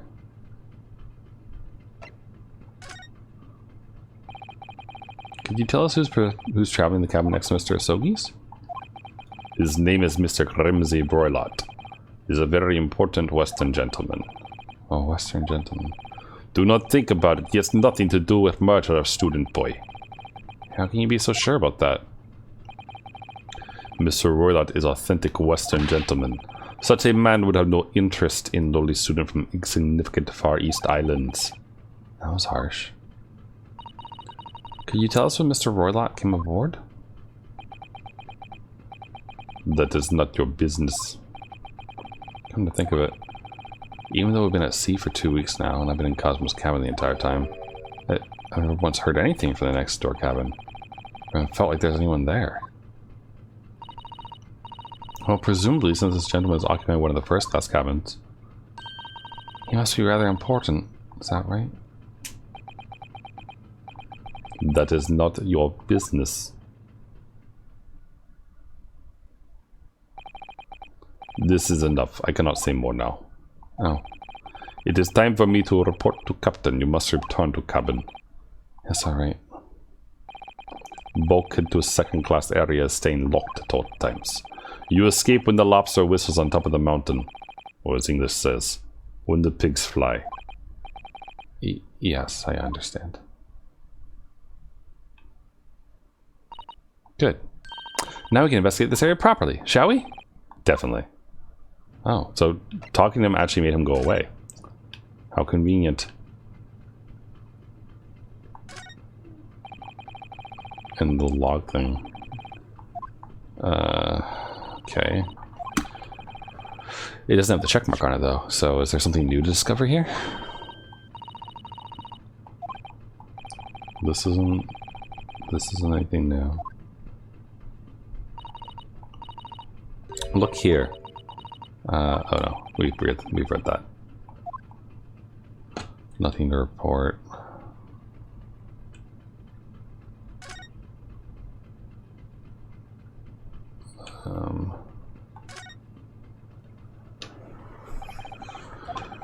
This is the cabin next to ours, the one the ventilator connects to.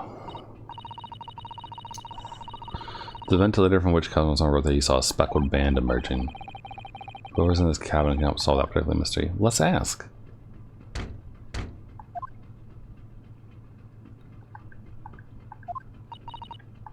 No answer. We're out of luck, it seems. No one there to help with our inquiries. How annoying. Ah! What was that? Came from inside the cabin. It's a high-pitched scream. It must have been a woman. Stand aside. About to break the door down. Mr. Sholmes! I shan't be stopped. When the fit is on me, I revel in kicking doors off their hinges. Please, wait, Mr. Sholmes. The door doesn't appear to be vaulted. It doesn't? Then how the deuce can I dispatch this muscular urge? What, pray, can I kick?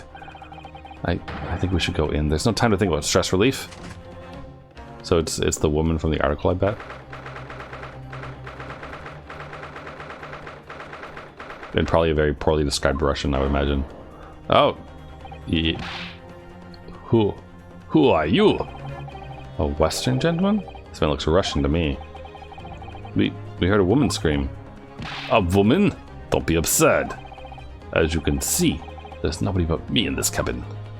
Wait, is the princess the Russian bearded revolutionary man?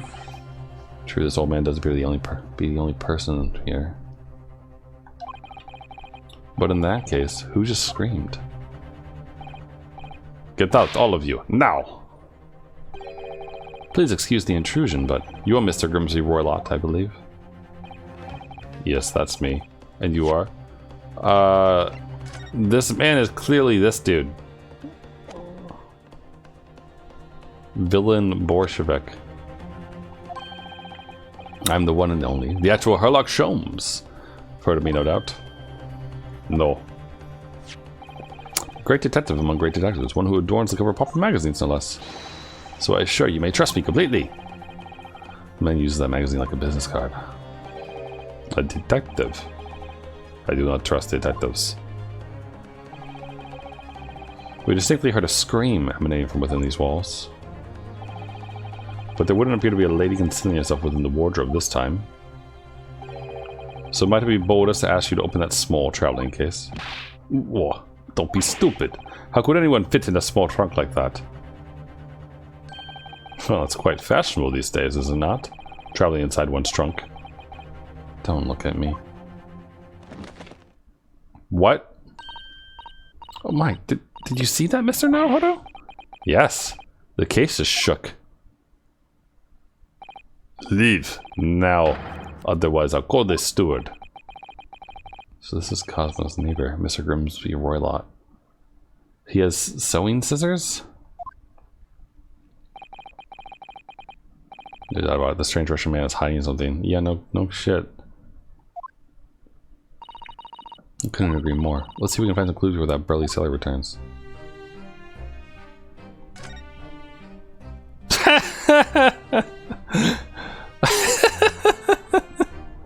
Perfect. Oh, I can't investigate this trunk. Oh, there's the ventilator we were so interested in. Only one cup out, and milk. A milk dish for a pet, probably, that lives in here. Oh look, and his things are all knocked over too.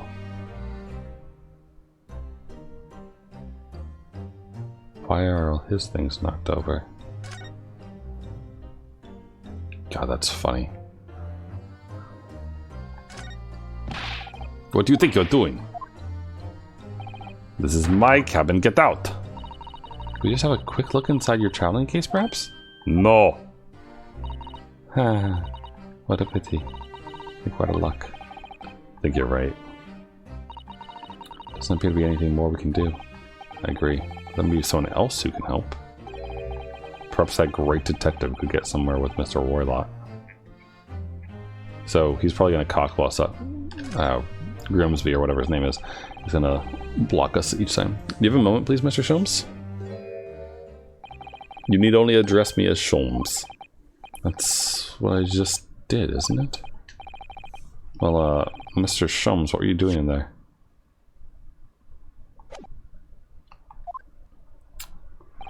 Why, I was resting, of course. Resting? Indeed. I was contemplating our sea voyage from the confines of the wardrobe bus, waiting for the inevitable time that you would need to call my great powers of detection into service. Oh! It would seem that the hour is upon us now. The time has come. Am I mistaken? Well, no, actually. You're spot on for once. Observe closely. Our Russian host in this cabin, Mr. Roylott, is clearly trying to hide something. And you know what is the most effective weapon to use against a Russian hiding a secret? Why? The truth, of course. Though it should be pointed out that such methods are not exclusively for the Russians. Right. Can you imagine how the Russian would react when the secret he guards so closely is exposed? Would you like to witness it? Yes, please! Well then. What you are about to see may well astound you. For I'm about to apply my great detective's greatly admired great deduction to the case. If he concludes this man is Japanese, could this man be a more hackneyed portrayal of a dubious Russian, I ask you? What? From time to time it occurs to me. Is the fellow dubious on account of his Russianness, or Russian on account of his dubiousness? Well, that's just fucking like... Okay. Man, Holmes is all kinds of British. I really don't think either of those things should be occurring to you. Or anyone. So this is probably the woman, right? Like dressed up with a fake beard and whatnot. So Mr. Sholmes. I know this man's beard and dark glasses are hard to ignore, especially on first meeting, but I once read, it's a capital mistake to theorize before you have all the evidence. It biases the judgment. Shh! Must have complete silence. What are you doing? Why are you peering at my face like that? Ah, just as I thought. Yes, I've quite made up my mind now. There could be no other explanation that accommodates all the facts. Mr. Roylott, I reached two incontrovertible conclusions. What do you mean? Number one, your true identity is that of a villain. Using those shears, you're about to end the existence of something most dear. Are you not? Huh. And number two, the other conclusion I've drawn. You are, at this very moment or less, in the midst of committing a most grievous crime. Beneath that beard, your mouth quivers with nervous tension as you realize you have been discovered. Does it not? Oh, never heard of son. I imagine I witnessed one of Mr. Sholmes' great deductions with my own eyes. That was a great deduction? Nothing can deceive Mr. Sholmes. In a single glance he can deduce all there is to know about a person. What? What an ineffable twaddle.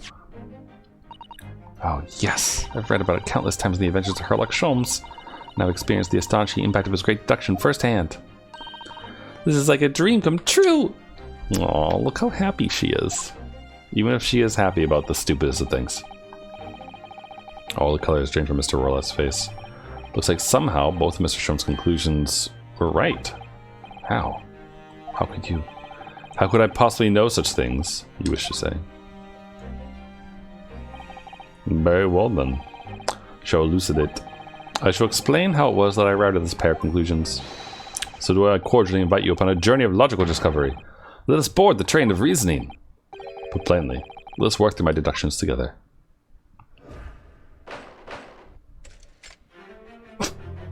The game is afoot. Is there like an actual game to this, or? So, the dubious-looking Russian Mr. Roylott, obviously what catches the eye in the first place are the shears. The enormous pairs of shears at your hand. Ask yourself, what can you possibly want with such an implement? The answer, of course, is staring us in the face.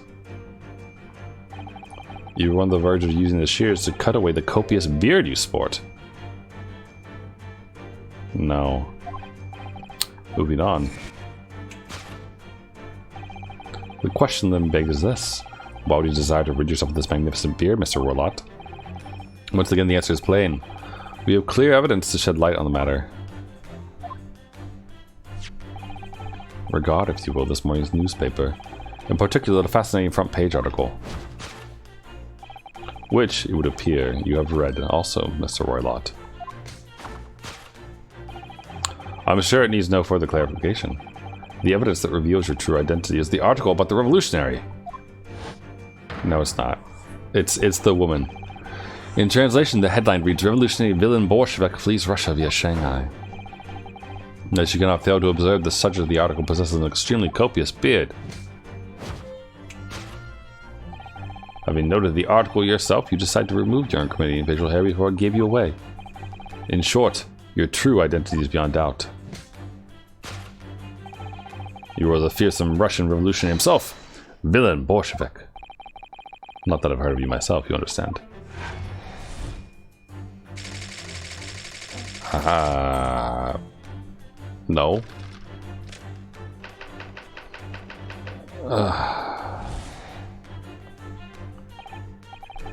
Now it's for my second conclusion. You are, this very moment, on the brink of committing a most grievous crime.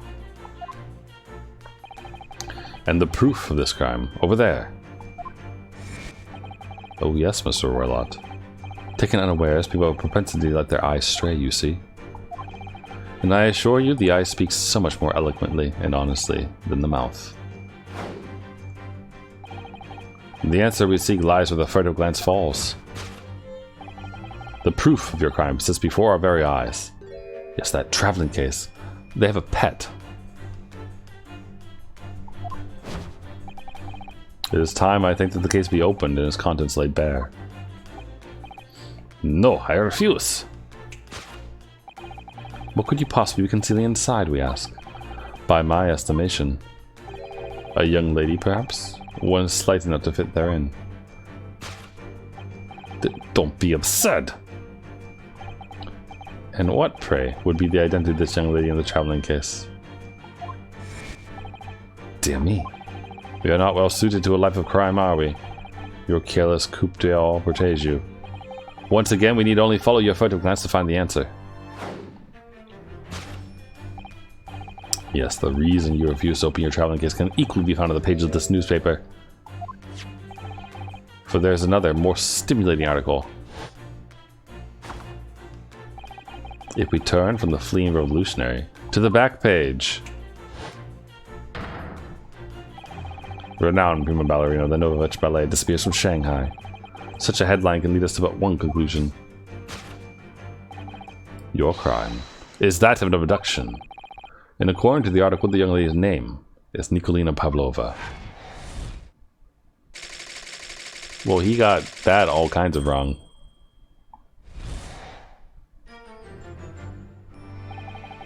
Thus concludes Herr Lock's great deduction of this Russian enigma, Elemensky.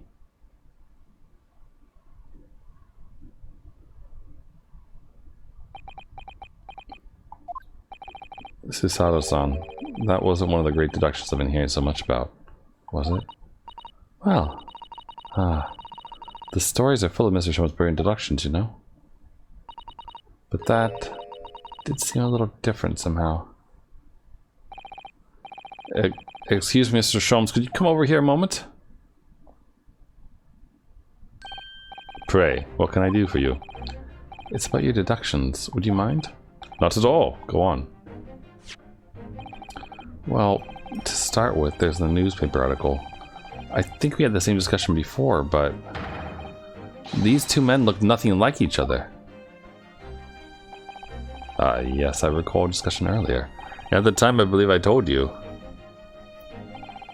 that the man is a revolutionary. Will be able to revolutionize his own appearance. In fairness to Mr. Sholmes, Mr. Rowley does look more like this man than you do. That's not the point. Another thing, the part about abducting the ballerina. Indeed, a truly startling revelation. At first glance, the case would appear too small to accommodate a young woman. Not just at first glance, it is too small, clearly. You're lucky to fit a 5-year-old child in that case, even if you pushed really hard. I don't suppose the missing ballerina is a 5-year-old, is she? You mean you don't know? No, the young lady is 15. No, I didn't know. How could I? Well, she's 15. 10 years worth of her would be poking out from the case. Some years ago, I read something pertinent, I believe. A troop of men consuming vinegar daily in order to promote a certain litheness in their bodies. Vinegar? For such a sour bunch, it would surely be simplicity itself to contort with something in the confines of that small case. Oh dear, you might be thinking of contortionists in the circus, Mr. Sholmes. Ugh, this whole thing is turning into a circus. Mr. Naruhodo, something occurred to me about Mr. Sholmes' deduction just now. I think his powers of observation are, well, magical. His eyes cut to the heart of the matter almost instantly. It's just where he directs his attention and his logic that seem a little off. Your idea of a little may be a little off itself, Miss Susato. It's just one or two keywords in his deduction that seem to have let them down. So I was wondering if we might perhaps tactively switch them for alternatives. What do you think? Switch some keywords in his deductions? Yes, but very tactfully. I feel sure if we could do that, we'd unlock the true genius of Mr. Shum's great deduction. Precisely the thought that was going through my own mind. That's a lot of work. At times, I wonder how anyone puts up with me. It's not that funny. Ah, and you, my good fellow. Sorry? Take a moment to look at your wrists. My wrists. Ah! Where are the handcuffs? Huh? How did... I felt they may hinder your ability to follow me in our dance of deduction. I don't believe it. Mr. Sholmes, you are a marvel. No, he probably just has the key. And don't worry, I shall restore the shackles to your wrists when we are finished. I'm not worried. In fact, I'd rather stay like this. So, let us begin. Herr Lock Sholmes is proud to present his logic and reasoning spectacular.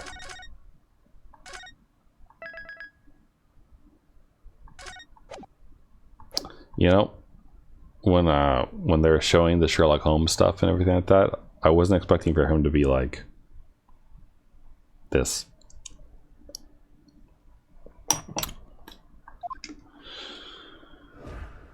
Alright. Course correction. Hold it, Mr. Sholmes. Old man's identity. Yeah. The dubiously enrichment obviously what catches the eye in the first place.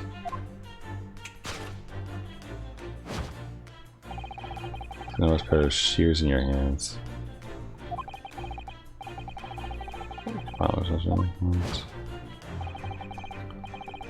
Staring us in the face.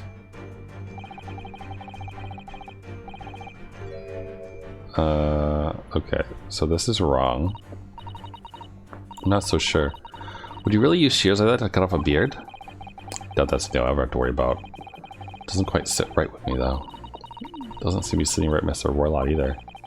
Which means the deduction is wrong. Let's try to switch keyword here and see if it helps. I think we should start by taking a long, hard look at Mr. Warlock. Is it really his beard that he intended to use those shears on?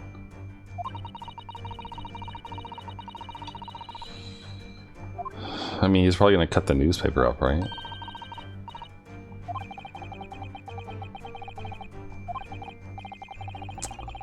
See if there's any we could use to switch around in that last sentence. What was he going to use the shears for? Copious beard. Thick hat.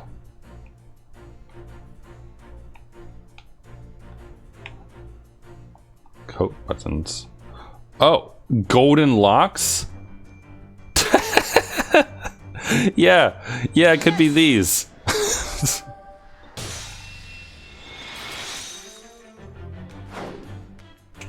Ooh, look how smug I look. You were on the verge of using the shears to cut away the golden locks you sport. Indeed, you have identified the precise details intending to expose. Such lush golden hair certainly does not befit an old man. You're not a man at all, you're a woman. And judging from the length and sheen of your hair, one still very much in her youth. Oh no. If only I'd managed to cut off my hair, no one would have suspected. The question then begs this. Why would you desire to rid yourself of these magnificent locks? Once again, the answer is plain. Clear evidence to shed light on the matter. Needs no further clarification. The evidence that reveals your true identity is the article about the ballerina. Yeah. I had no idea if the old man was a young woman in disguise. Yes, it was a surprise, and I wrote a song. You're enjoying this, aren't you? Sorry? You look like you're in your element as you dance around the room deducing the facts with Mr. Sholmes. Just do what we agreed. I'm not having fun or anything. This is strictly business. Alright, let's focus on this next part of Mr. Sholmes' deduction, shall we? The evidence that he's picked out doesn't fit the facts at all now. He, or rather she, can't possibly be this merciless or visionary. Yes. Let's switch the evidence for something else. Something that fits the facts as we now understand them. For some reason, this woman needs to try to hide her identity. Yeah, we've read about this.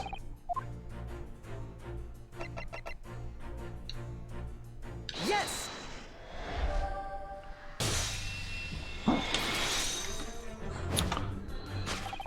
The evidence that reveals your true identity is, of course, the article about the ballerina.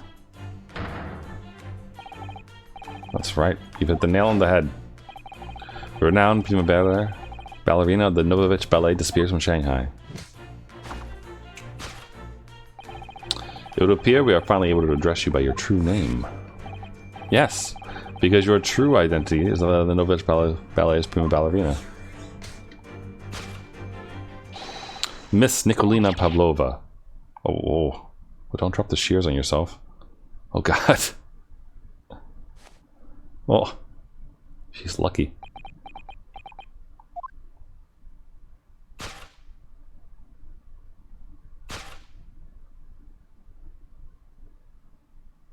Nice earrings. Nice eyes. And she has a hook in her hair? Okay. My real name is Nikolina Pavlova. But please, I beg you, don't tell anyone. Aw, she's adorable. Why is she on the run, though? That's the real question. Wrongdoing. She has a pet, I think, is the main wrongdoing here. As for my secondary conclusion, you are, at this very moment, on the brink of committing a most grievous crime. And the proof of this crime, over there. Oh yes, Miss Pavlova. Okay, he said this. I assure you the eyes speak so much more eloquently and honestly than the mouth. The answer we seek lies where the furtive glance falls.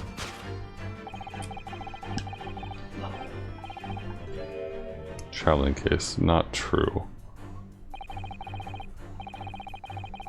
She's right in front of her eyes, so clearly she can't be inside that traveling case as well. In which case, what is the crime this young one was apparently committing? Alright, let's step in and fix his issue. Alright, let's see. What did she glance at?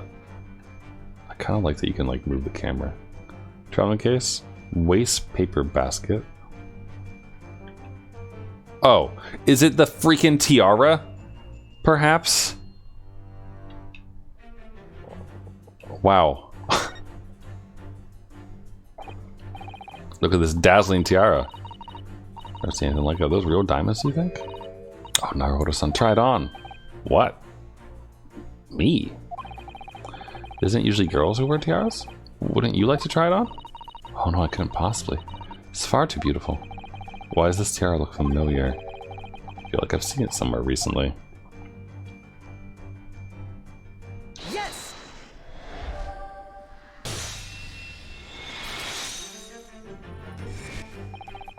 The proof of your crime is surely this tiara. I believe this tiara is worn on stage by dancers in the Novovich Ballet, is it not? Indeed, it would appear to be identical to the tiara pictured here in this newspaper. And if the reporting is to be believed, it is an item worth 20,000 rubles. In summary, the crime you have committed is theft. Oh no. Yes, you left your ballet troupe unlawfully, taking their precious tiara with you.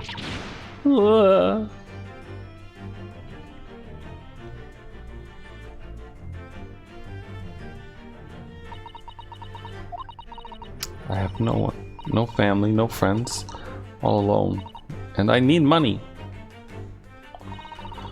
But I did not steal the tiara. It was a present from, how do you say, an earl of Prussia. It belongs to me. The girl's only 15 years old. She's run away all by herself. She must have been extremely lonely.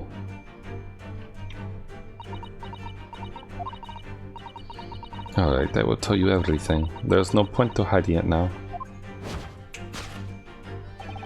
Come, let us not be hasty. What?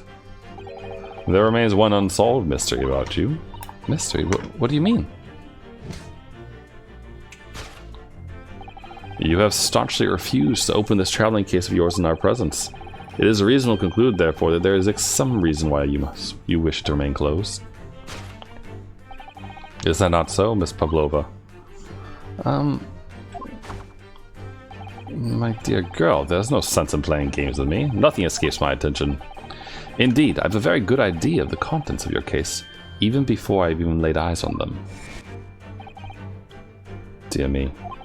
We are not well suited to a life of crime, are we? Your careless coup d'etat betrays you.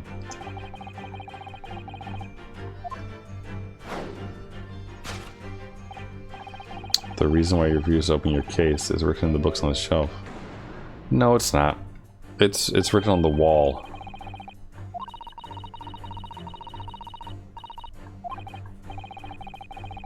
Why is it something about the bookshelf and all this? Just a wild guess. It doesn't seem likely that the reason why this woman doesn't want to open her case would be written in a book that doesn't even belong to her. Miss Pavlova still need to cast her eyes in that direction. Notice it myself. Has to be another reason. Yeah, it's the thing on the wall with the pets. Alright, that's the only answer.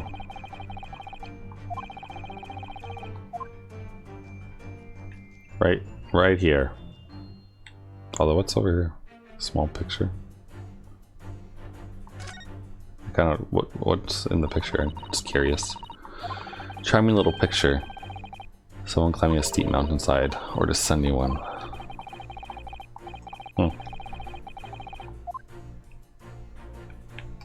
How much else can we look at? Not too much. But it's clearly this.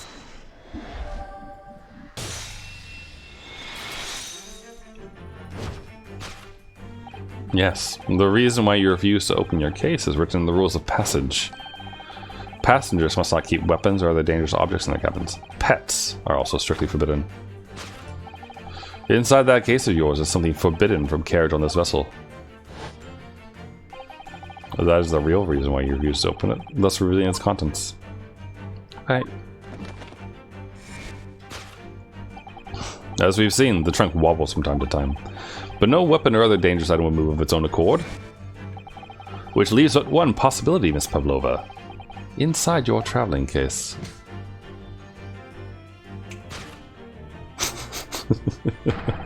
Is the last item listed as forbidden in the vessel rules of passage. A pet! It's so good. Like, the course correction is good because he's so freaking off base. But, like, putting aside how annoying it is, how wrong he is, the little dances and the pointing and everything, it's just wonderful. Deduction complete. Elementary. My dear Wilson. Poor Nina. So clearly, you are. Oh, you said you were.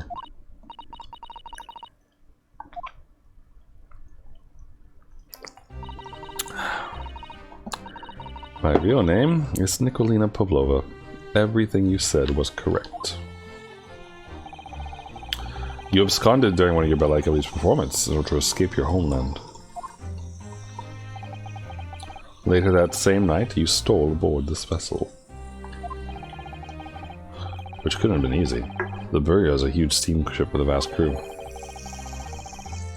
Could she really have stuck on board without being noticed? In order to obscure your true identity, you went recklessly to the guise of an old gentleman, and you intended to sever all links with your past by severing your long hair. Yet to a woman, hair is no trifling matter.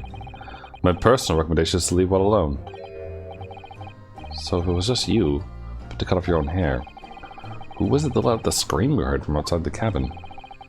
That veritable tinkling of a bell? Why not in this young lady, naturally? More like a full set of pipes, if you ask me. I was so scared when I ran away in Shanghai. I was sure they'd come looking for me. That's why I decided to, how do you say, disgust myself? So no one would recognize me. As a result, you transformed yourself into that questionable old man? Let's see. I put on the fur hat and fake beard. Then, just before you came in here, I saw in the newspaper, right on the page, there was a picture of me. I was so frightened, I couldn't stop from screaming. I knew that if I didn't change my appearances completely, they would find me. So I decided to cut all my hair as fastly as possible. I picked up the scissors in my hand and... At the precise moment we walked in through the annoying, unlocked cabin door. That isn't what happened though. I mean, we knocked, but... Things do indeed happen like that from time to time. There's just one more thing I'd like to know. What exactly do you have inside your traveling case? It is my dear friend inside. My only friend in the whole world. Please, don't tell anyone. If the captain finds out, you say to any of the crew. Your secret is safe with us, I assure you. But in return, you must tell us in as much detail as you can muster about the events of last night. Yes, alright. I will tell you. Well, Mr. Naruto, wasn't it something? Mr. Shulm's great deduction? It was certainly something, yes. Just not entirely sure what. But at least Miss Pavlova has agreed to tell us what she knows. That's incredible. Indeed, it is incredible. Nah, and one more thing. Yes? What? Observe your wrists. My... Yeah. Your hands are cuffed again. What? But how? True to my word, I've restored your shackles. When? Why? There's still a shadow of guilt cast over you, Mr. Naruto. Sorry to say, it can't be helped at the moment. Can't it really? Anyway, let's listen to what Miss Pavlova has to say.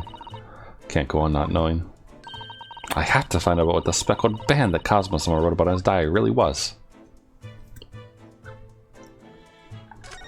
Alright, let's examine first. Don't touch! Huh? I will tell you what I know about last night, but please, you must not touch my things. How do you say, forbid it. Oh, sorry. As well you should be, young man. What vulgar manners you have. Poking around in a young lady's private belongings? Neither shall I allow it. Hypocrite.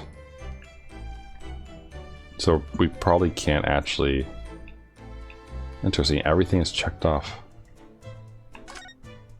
Though... Oh, even this. I guess it's going to be the same response no matter what, which is why everything is checked off. Do you know that someone was killed in the cabin next door to this one last night? One of the crewmen told me this morning when I was eating breakfast. The man who died, he was a friend of mine. Oh, that's why we're trying to find out what happened.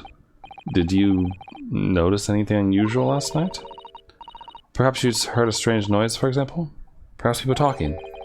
Perhaps the ship was absorbed in a wild tempest. Perhaps its steam engine exploded. Perhaps everyone on board would have not. Everyone knows that had happened. Miss Pavlova, is there anything you could tell us? I don't know. I'm sorry, but all I could think about last night was what I had done and whether they would find me. I didn't notice anything that was happening around me. Oh, I see. So her books are knocked over as well. I assume her pet did that, which means her pet would have done that in the other room as well if it had gone through and is the result of the speckled band. But I don't understand how that leads to death, though.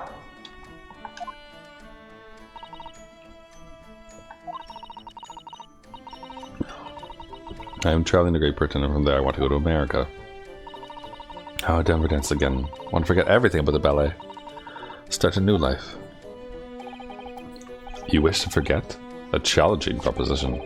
When you have that striking tiara as a reminder. But the tiara is mine. I need it to live. I have no money of my own. The Novovich ballet gives us only a little food and water. We must dance all over the world. I had to run away. I had no choice. If I stayed, it would have killed me.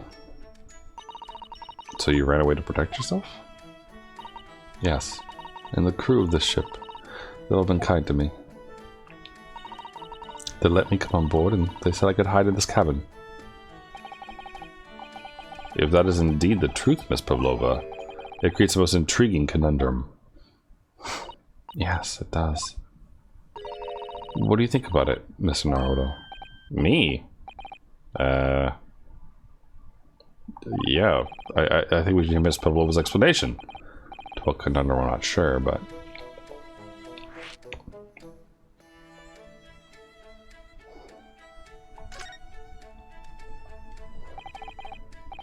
Miss Pavlova, allow me to pose you a riddle.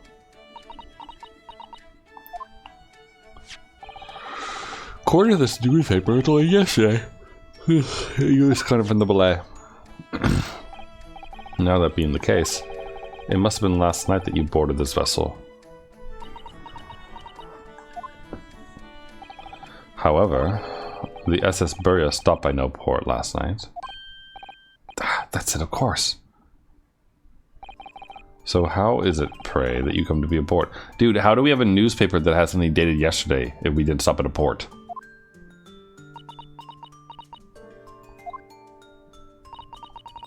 Now that I think about it, the crewman outside the cabin acted very strangely when we mentioned that. It was just after we asked him about when the occupant of this cabin came aboard.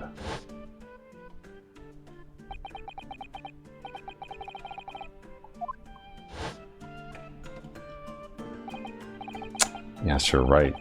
He did seem to be hiding something.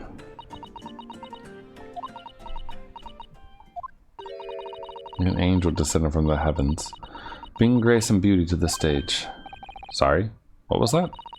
It is how the Russian newspapers describe one of my performances. And that is how I came here too. I descended from the heavens because I am an angel. Oh, so she's fucking batshit. Okay.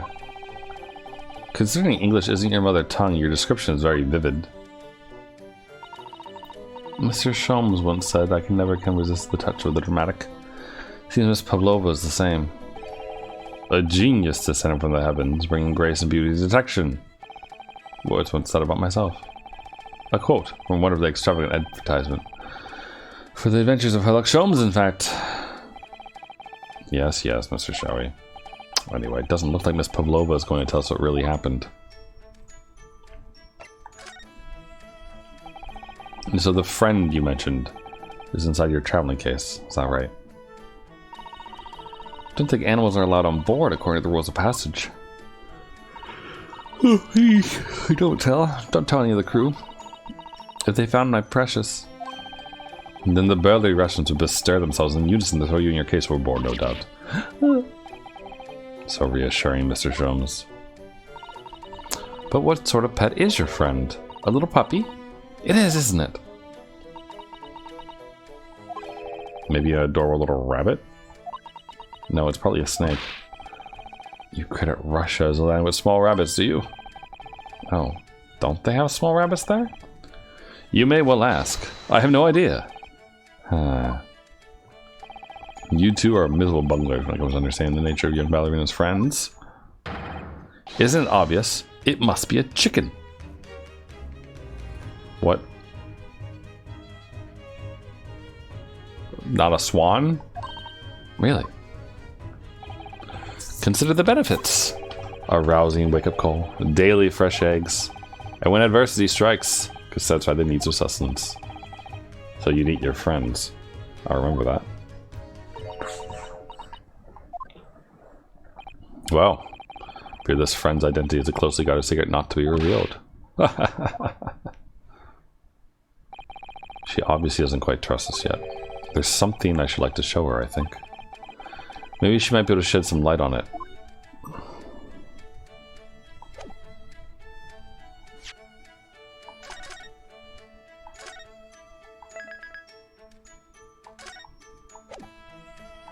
I like that the save location changed from Roylat's cabin to Pavlova's. Okay, what should we show her? Purple. Well, I guess this.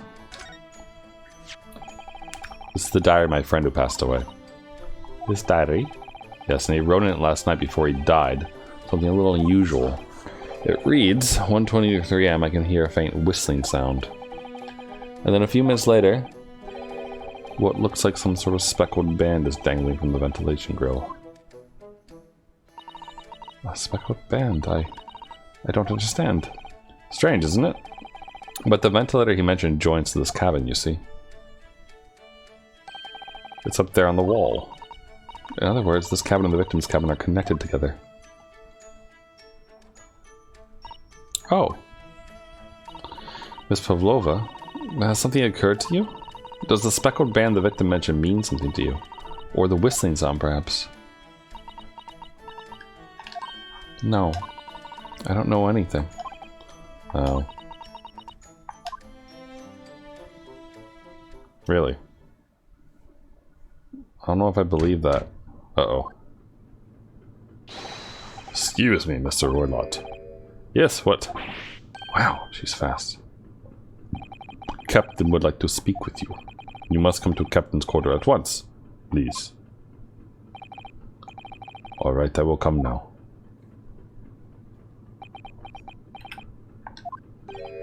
What? You must leave, now. Oh, no, it's fine, don't mind us. Yes, please don't worry yourself, Mr. Roylott. Get out! The passenger said out! Or you want me to throw you out? Looks like we'll have to leave investigating this cabin until later. What a pity. What a pity indeed. And so we lost our chance.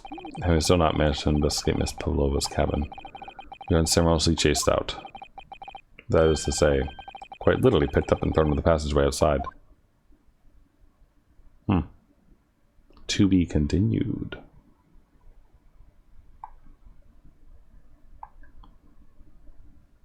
Oh, okay. Did I really get everything? I mean, I guess if like we move to the next section, we move to the next section, but like, is that really everything? Huh.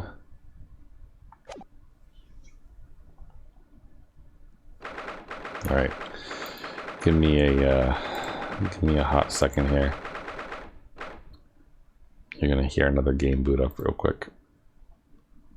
Just because we're at the 2 hour and 8 minute mark. And, you know, it's past 8 p.m. and therefore I need to click the magical buttons on Crush Crush. Also, I keep thinking about if I should play like Morrowind or Final Fantasy 15 while I'm taking some brief vacation time, or just keep going through random other games like I've been doing. Like I really did enjoy mixing things up a bit and playing what's it called? Tokyo Dark. And even though I didn't really enjoy it, the Milk game was also fine. This morning, sorry, I know I'm taking a break from Ace Attorney that you probably all want to see continued, but I need a quick break. Hello. This morning, I also did this. I don't think I'm going to bother uploading this. Why is it not showing anything? That's weird. I don't think it likes seeking very much. Or did I... Hold on. This might not be the right thing. What's going on here? Oh, yeah, that is the wrong thing. Sorry. This is what I meant to open. I did check this out. The Demonologist game that there's a demo for right now. It looks really good. Like the game itself looks really nicely. It's made on Unreal 5, it seems. And it's basically Phasmophobia with different paint, I suppose. But I played it for like 22 minutes or so, just like trying to, you know, investigate the the place a bit and not really understanding how to use any of the tools at all. And, you know, it was okay. But honestly, it wasn't like... I think it'd be more fun if I played it with people, probably. Like, it has some jump scare things, you know, like weird, creepy babies, I guess. And I couldn't guess the ghost for the life of me. Like, it was, it kept doing, you know, these weird environmental things. So I was like, oh, maybe it's a poltergeist or something. And I was like, no, it was a Han something. Hanchi Hambo? Something like that. But it's kind of cool. Like, this tool that I was using there lets you see, like, hidden messages from ghosts or whatever. And, yeah. The EKG machine has a cockroach in it for some reason. I don't really understand it. But I think if I play it again, I'll probably try to play it with people, because it's not very fun by myself, honestly. And that's kind of one of the reasons why I'm not going to bother uploading the 20-minute gameplay bit that I have of this, because it just, I don't think it was particularly interesting to watch. I mean, I'm talking about it now, right? But like, I'm also clicking around and skipping through things, so saving you all the effort of the 20 minutes instead. But the demo's there on Steam for free, so if you like Phasmophobia, then the game's definitely up your alley, I think. So, but unless I find a group of people to play with me, I probably won't bother. So now I'm curious, what the heck was that other thing I was using? Hold on. Was this just a test file? This is might be very bad. But But if I did it like this, then I'm oh yeah, that was me testing my audio settings. Sorry. Oh man, what a world. All right. Anyway, I wish we hadn't been thrown out like that. Wish we managed to find some clues as to what the speckled band might be. We didn't manage to investigate at all. I imagine we won't be able to for a while longer. We'll never get past that sailor guarding the door. Clearly glaring at us, so I didn't even think about it. Wait a minute. What is it? Well, what happened to our great detective friend? Where did he go? Oh, yes! He completely disappeared! When did he do that? He slipped away as quietly as the wind, but not before ensuring these were securely back on my wrists. Maybe he's inside her wardrobe.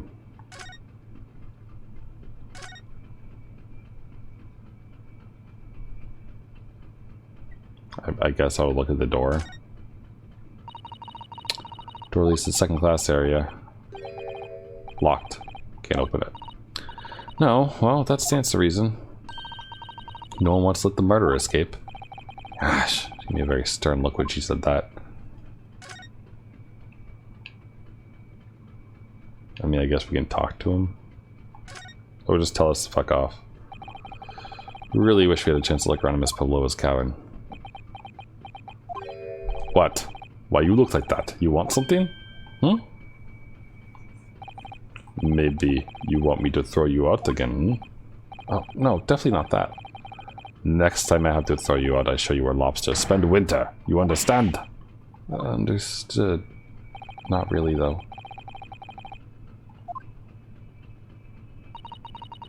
I don't think I'll ever forget your face, Naruhodo-san.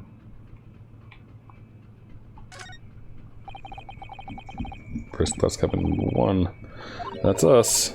Not our cabin. It's Cosmo-sama's. Sorry? Your accommodation is confined to the wardrobe inside the cabin.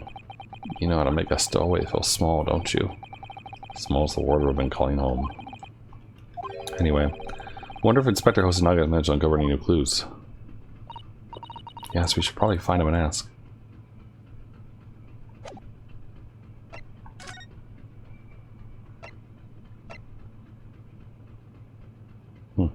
Dimly lit and narrow.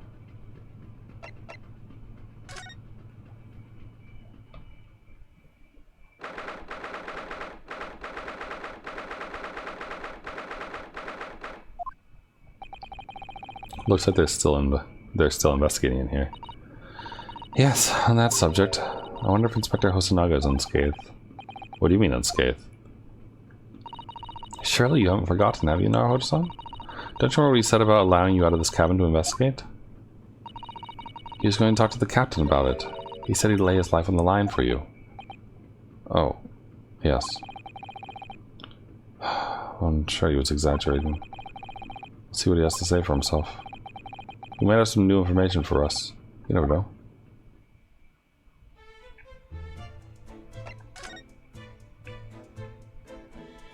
Okay. Well, nothing's different. Wait, I never examined that? Oh, there he is. He's right there. Okay, but there is like new things, like the ventilator has a new dialogue apparently.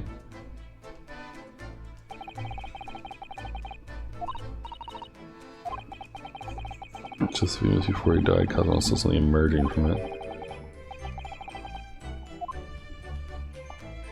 Okay. If only Miss Pavlova anyway, get some light on it. Seems as baffled as we are. I wonder if she's telling us everything though. Not so sure. I know most people would say the same about me, but something about that woman that didn't sit right with me.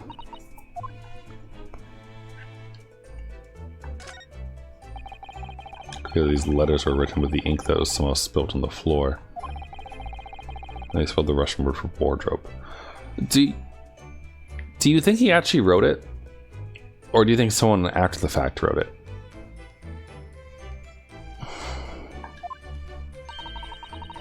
It does seem to be an unambiguous pointer to you, Naruhodo-san, as you were sleeping there.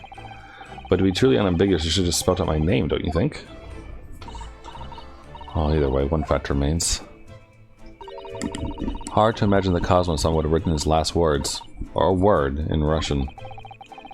Begs the question, who did write it? Exactly my thought.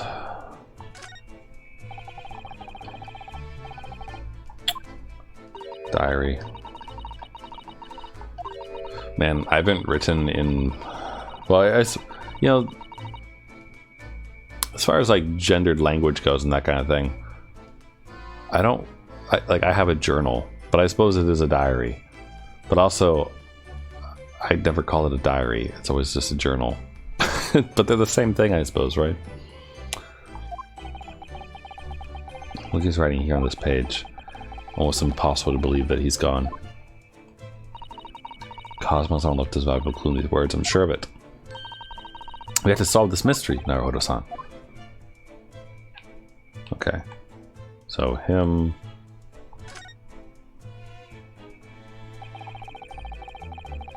All the books provided for patched up in this cabinet could be arranged on the shelf. All over the place when we first looked around. Yeah, you tidied them up. You mess with evidence, Susato. It really wasn't me who knocked them over. Anyway, I feel much better now as they're neatly lined up. Can't relax when things are untidy. I'm gonna guess that sometime later in this mystery, they're gonna become untidy again. And it's probably gonna be done by a pet.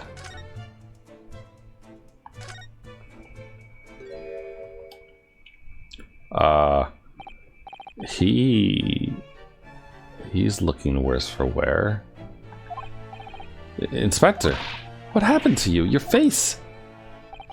Please, don't worry about it. They're just scratches. By a bear, maybe? When I told the captain that I'd given you permission to investigate, he told me he'd pummel me with his fist and then toss me overboard. What? But the pummeling was over in a flash. Must have decided against throwing me overboard. So it was nothing, really. So he wasn't joking when he said he'd lay his life on the line if he had to. Well, thanks to your efforts, we now know a little about the neighboring cabin. Yes, so I understand. Oh. I bumped into a man claiming to be a great detective a little while ago. I think his name was something like Herr Lock Shomes. I don't think he was German, though. Ah, that explains it. Shall we compare notes, then? We can tell you what we found. Yes, let's do it. Alright, the cabin next door. Nikolina Pavlova. She's in the cabin next door? Do you know who she is? Please. What self-respecting ballet fan wouldn't know that graceful angel? Oops, I think I have some there. Well, that tells us the neighboring cabin is unrelated to the case at least. Oh? How? Because angels don't go around committing crimes, do they? That would definitely upset them. Inspector, has your investigation yet proved fruitful? If I'm honest, there's very little more I can do. Our duty is to make sure the scene isn't disturbed. Ready to hand over to the Hong Kong police. So I'm just keeping watch here. Try not to take my eyes off the job. Oh, I see. There's one thing. Do a small piece of new information for you. Oh, what? Yes, do tell us, Inspector, please.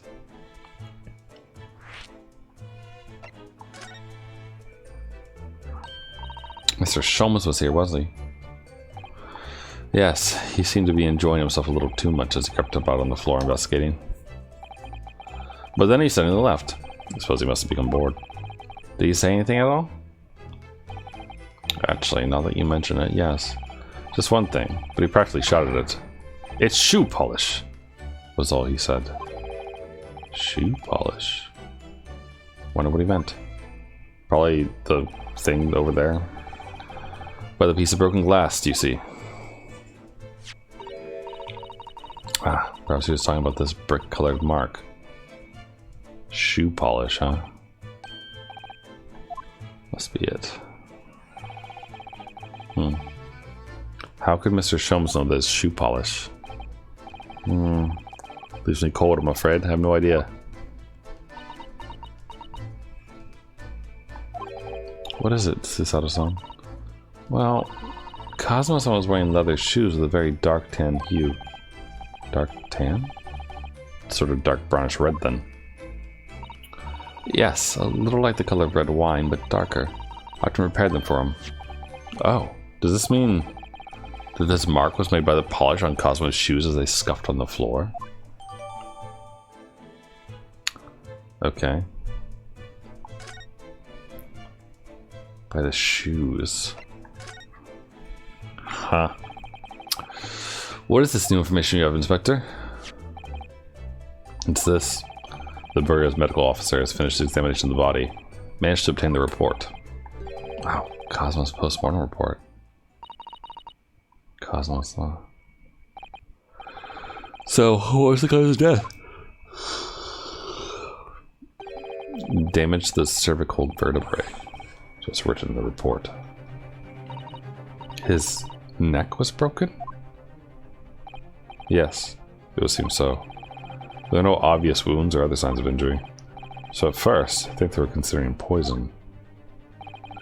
But it turns out they found no trace of poison in the system at all. Well, what weapon was used then? Nothing has been found as yet. The fact that there are no signs of a wound suggests it may have been a blunt object. Something that wouldn't leave a mark. Let's see. Like that trophy, maybe? All the body's nerves run through the spine to the brain. Strong enough impact to the neck could induce death. There's a possibility, and no obvious wound would be left. Poor Cosmo. I have a second copy of the report. If it might be useful, you're welcome to have it. Really? Are you sure? Yes, it's fine. I trust you. After all, if I didn't trust you, I'd never have agreed to you leaving this cabin in the first place, would I?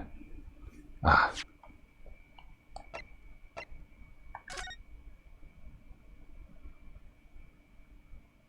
If he had blunt trauma to his neck that severed his vertebrae in his, like, he wouldn't be able to write this now, would he?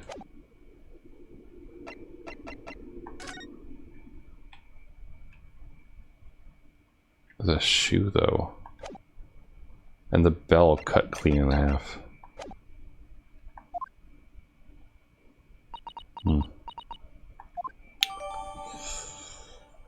Cervical spine injury.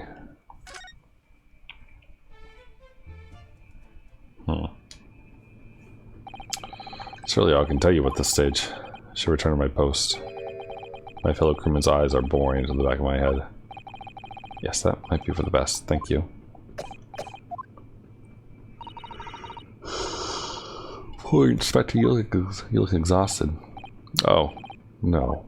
Well, I feel terrible that I failed to protect Asogi, so it was my responsibility. Of course, my pain is nothing compared to yours. You were his friends. The truth is, I seem to have had a heavy head ever since I woke this morning. A heavy head? Interesting. My head's still throbbing too. Did you have the chicken last night by chance?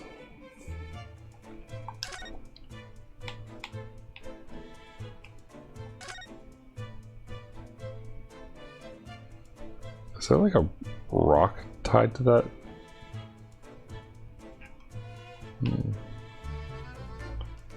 Someone beat someone with a piece of chicken? Oh, we can re-examine this. It really is such a beautiful color, this glass. Looks like whatever it was is broken clear in two. The other half is nowhere to be seen. And then there's the shoe polish.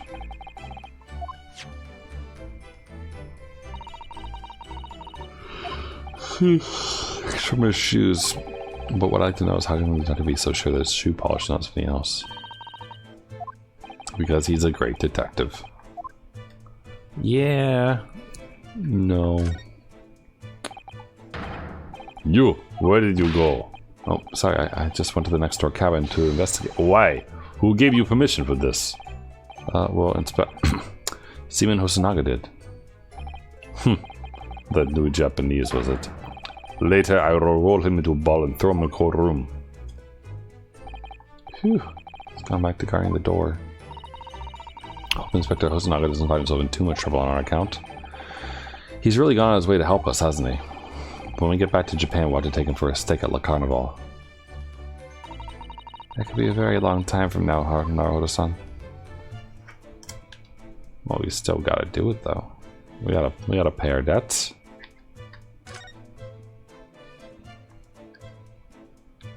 Alright, I suppose now it's just time to converse. Or not, actually. Move?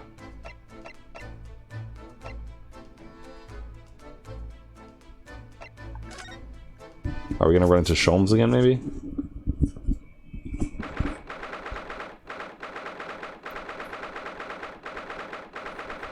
Or are they gonna have a new character? Ah! Look, Naruto's on. Seaman Stroganoff is now gone. Strong enough? The burly Russian sailor who's always crossing his arms and glaring at us. Ugh, all these Russian names are impossible to remember. Tra-la-la-la-la-la-la-la-la-la. Ho ho ho ho ho. Did you hear that? Sound like someone singing. Tra-la-la-la-la-la-la-la-la. I did it the great detective way. This caroling. I know that lark-like voice. Oh, never mind that now. This is a golden opportunity for us. Yes, you're right. We must seize it. Let's get inside Miss Pavlova's cabin where we can investigate. Definitely. Before that stringy knot crewman comes back. It's Stroganoff, not Stringy Knot.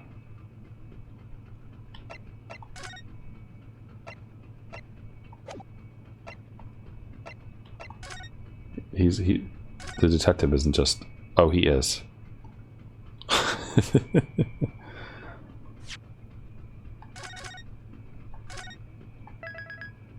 I assume it's fine and we won't be, like, barred from it, but... Hello, Herr Lock, Holmes.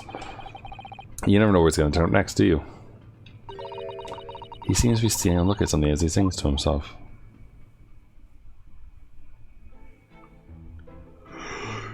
I did it the great detective way.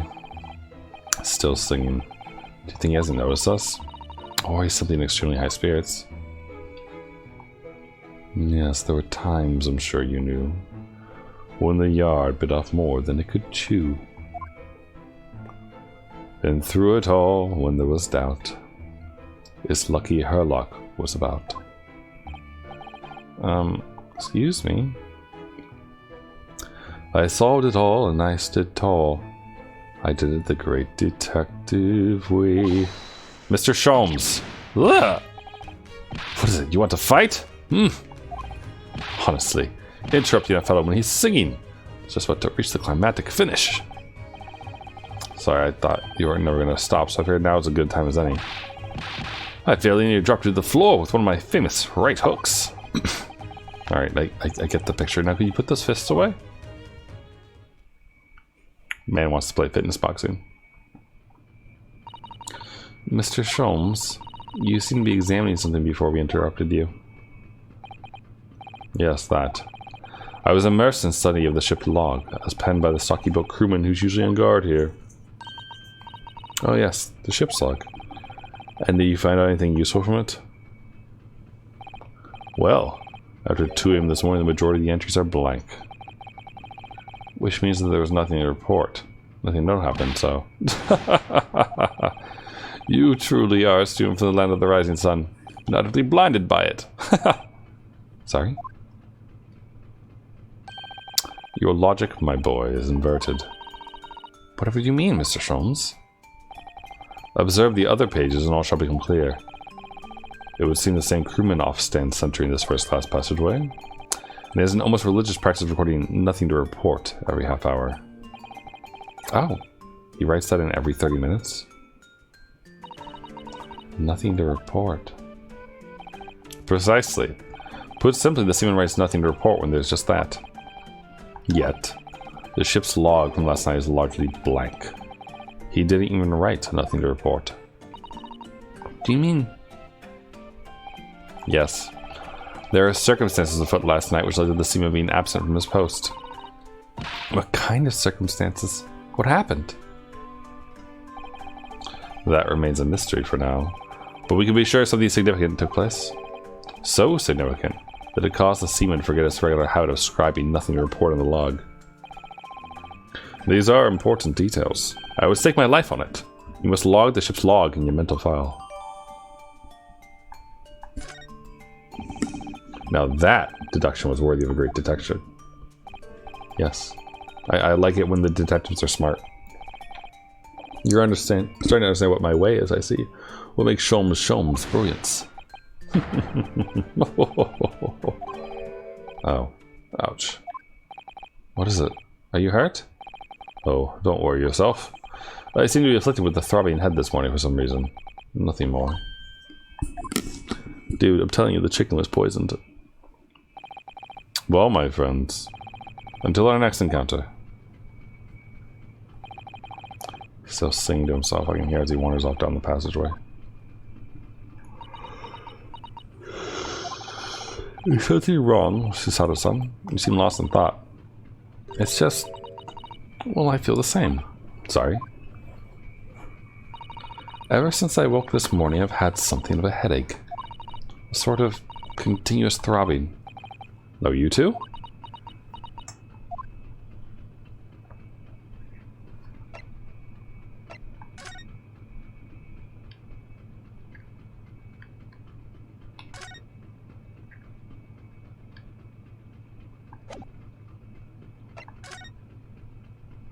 A whistle, huh? Wonder what that could be.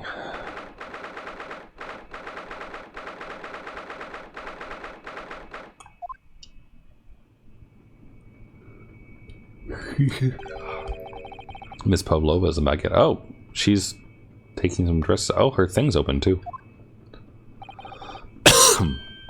Susato-san. Oh, where she's gone. Hey, what are you doing? Those are her private things. Not a moment to waste now, Hoto-san. We must investigate as closely as we can. Suppose you're right, for Cosmo's sake. Not just for Cosmo-sama. What do you mean? It can't be long now until we arrive at port in Hong Kong. I don't want you to be in those handcuffs when we get there. Really? We must solve this case now, Hoto-san. By ourselves if we have to. Yes, we will. Okay, I'm most interested in the milk. I wonder what this little saucer is doing on the floor. Yes, it doesn't look like it's been dropped. More like it was put there deliberately. Dad, do you think? There could be a leak on the roof just above here? What? A leak? Is this ship quite safe? I'm sure that even if there's a little leak in the roof, it doesn't mean the whole ship is going to sink. No, you're right. Of course you're right. She's really trying to persuade herself, isn't she? Oh my, Miss Pavlova's case is open. Completely empty inside. But according to the Great Detective's great deduction, she was hiding her special friend in there. Yes, a friend that she had to keep secret. Because you're not allowed to bring animals aboard the SS Bureau. I wonder what kind of animal she had in there. And more to the point, where is it now?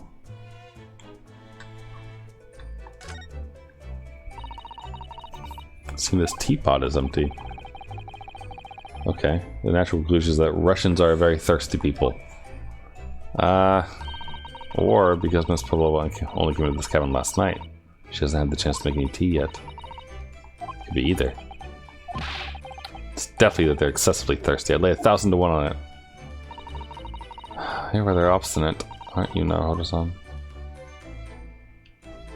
What's in the waste paper basket? Let's see, what's been thrown away? Oh, Hodo-san. Poor etiquette to go sifting through someone's rubbish, you know? Those eyes. Give me like I'm a piece of rubbish now. However, these are special circumstances, I think. Exactly! We have no choice. Hardly anything in here at all. Oh, well, that's a little disappointing.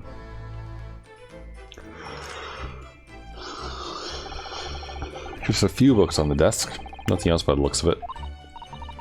Well, Miss Pavlova only ran away from the ballet last night. Hardly occupied this cabin for any time at all.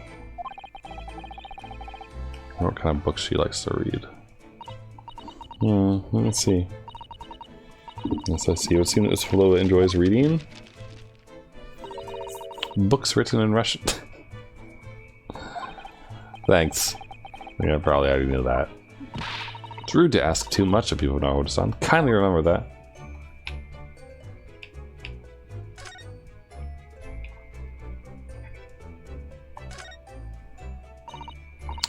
Now, Hodo-san, are you there? Sorry, I'm right here. Yes, why? Oh, good. Thought you might have climbed into the wardrobe when I wasn't looking. No place like home. Believe me, I don't have some strange compulsion to jump inside every wardrobe I see, you know. Well, anyway, I'm not sure anyone could fit inside this one. It's full of beautiful outfits. Supposed to all stage costumes. Rather hope we might find Miss Pavlova's friend hiding in there, but no such luck. Oh, that's that. So that's not the bag.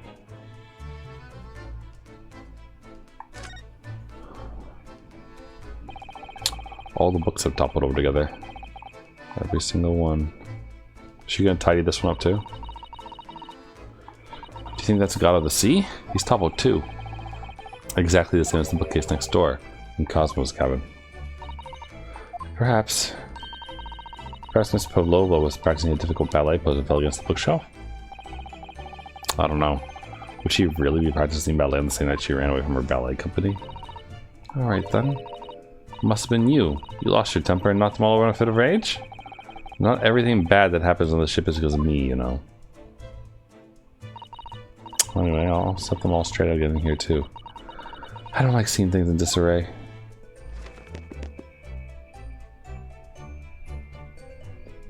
I wonder if there's going to be something like where this doesn't quite match what's in my room. Ventilator connects to Cosmo's cabin. What a foolish shipbuilder must be to open the ventilator into another room. Maybe it's so that there's a gas leak next door the occupant of this cabin would notice and raise the alarm. Or the occupants of both cabins would die of gas poisoning. That is a possibility.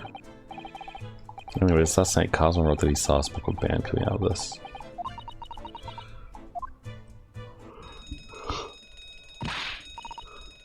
alarm. Someone has tripped the alarm. Shut down the engines immediately. Vessel sighted a quarter-mile forward. Full stop. Hard to starboard. All hands brace for impact. What the? I think we're about to crash into another ship. What? I can't stand. Susato-san, hold on to me.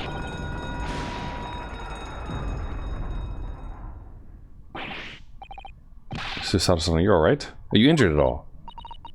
I think I'm fine. Thank you, Naoto-san.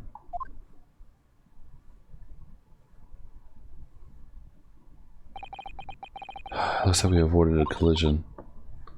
I think. Yes, the ship has come to a stop. My goodness, what are you, Naoto-san? Are you okay? Are you hurt? No, I'm fine. Oh. Oh, look, the door is locked now. Ha. I see. That sounds like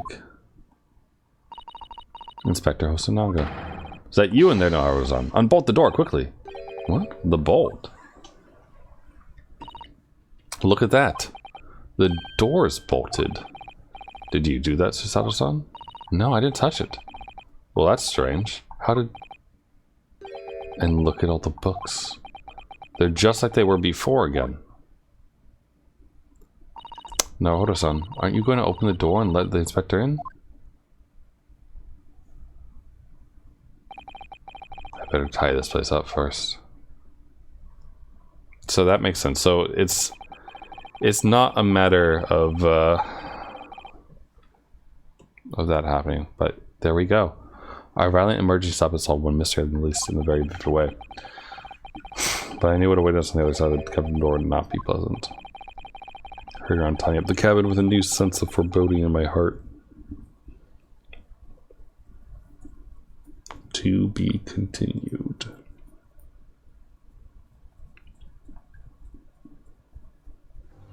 Neat. Alright. I'm gonna save here. And I think I'm gonna stop for the night. We got through 3 parts. But we're coming up on 3 hours. And I'm a little bit tired. I did nap today. So like it's not like I'm tired because of sleep. I'm more just generally exhausted.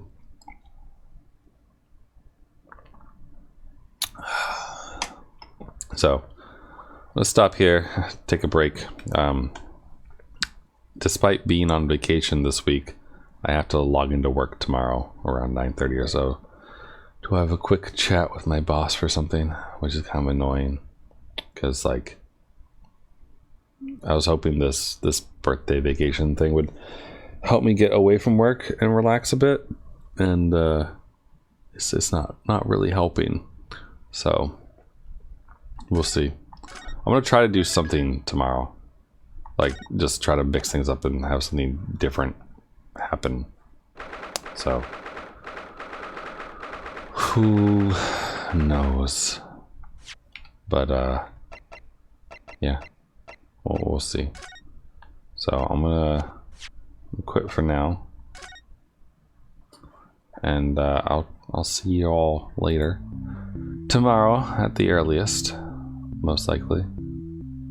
Since despite the fact that I would love to like quickly power nap and then like pop up and do a Yakuza stream because we didn't play Yakuza last night, I don't want to be yawning constantly. So and also since I had to wake up relatively early-ish for a vacation day to talk to my boss, it's can't really stay up too late. So anyway, I'm gonna go now. So chin up. I'll talk with you all later, another day, and have a good one. Bye for now.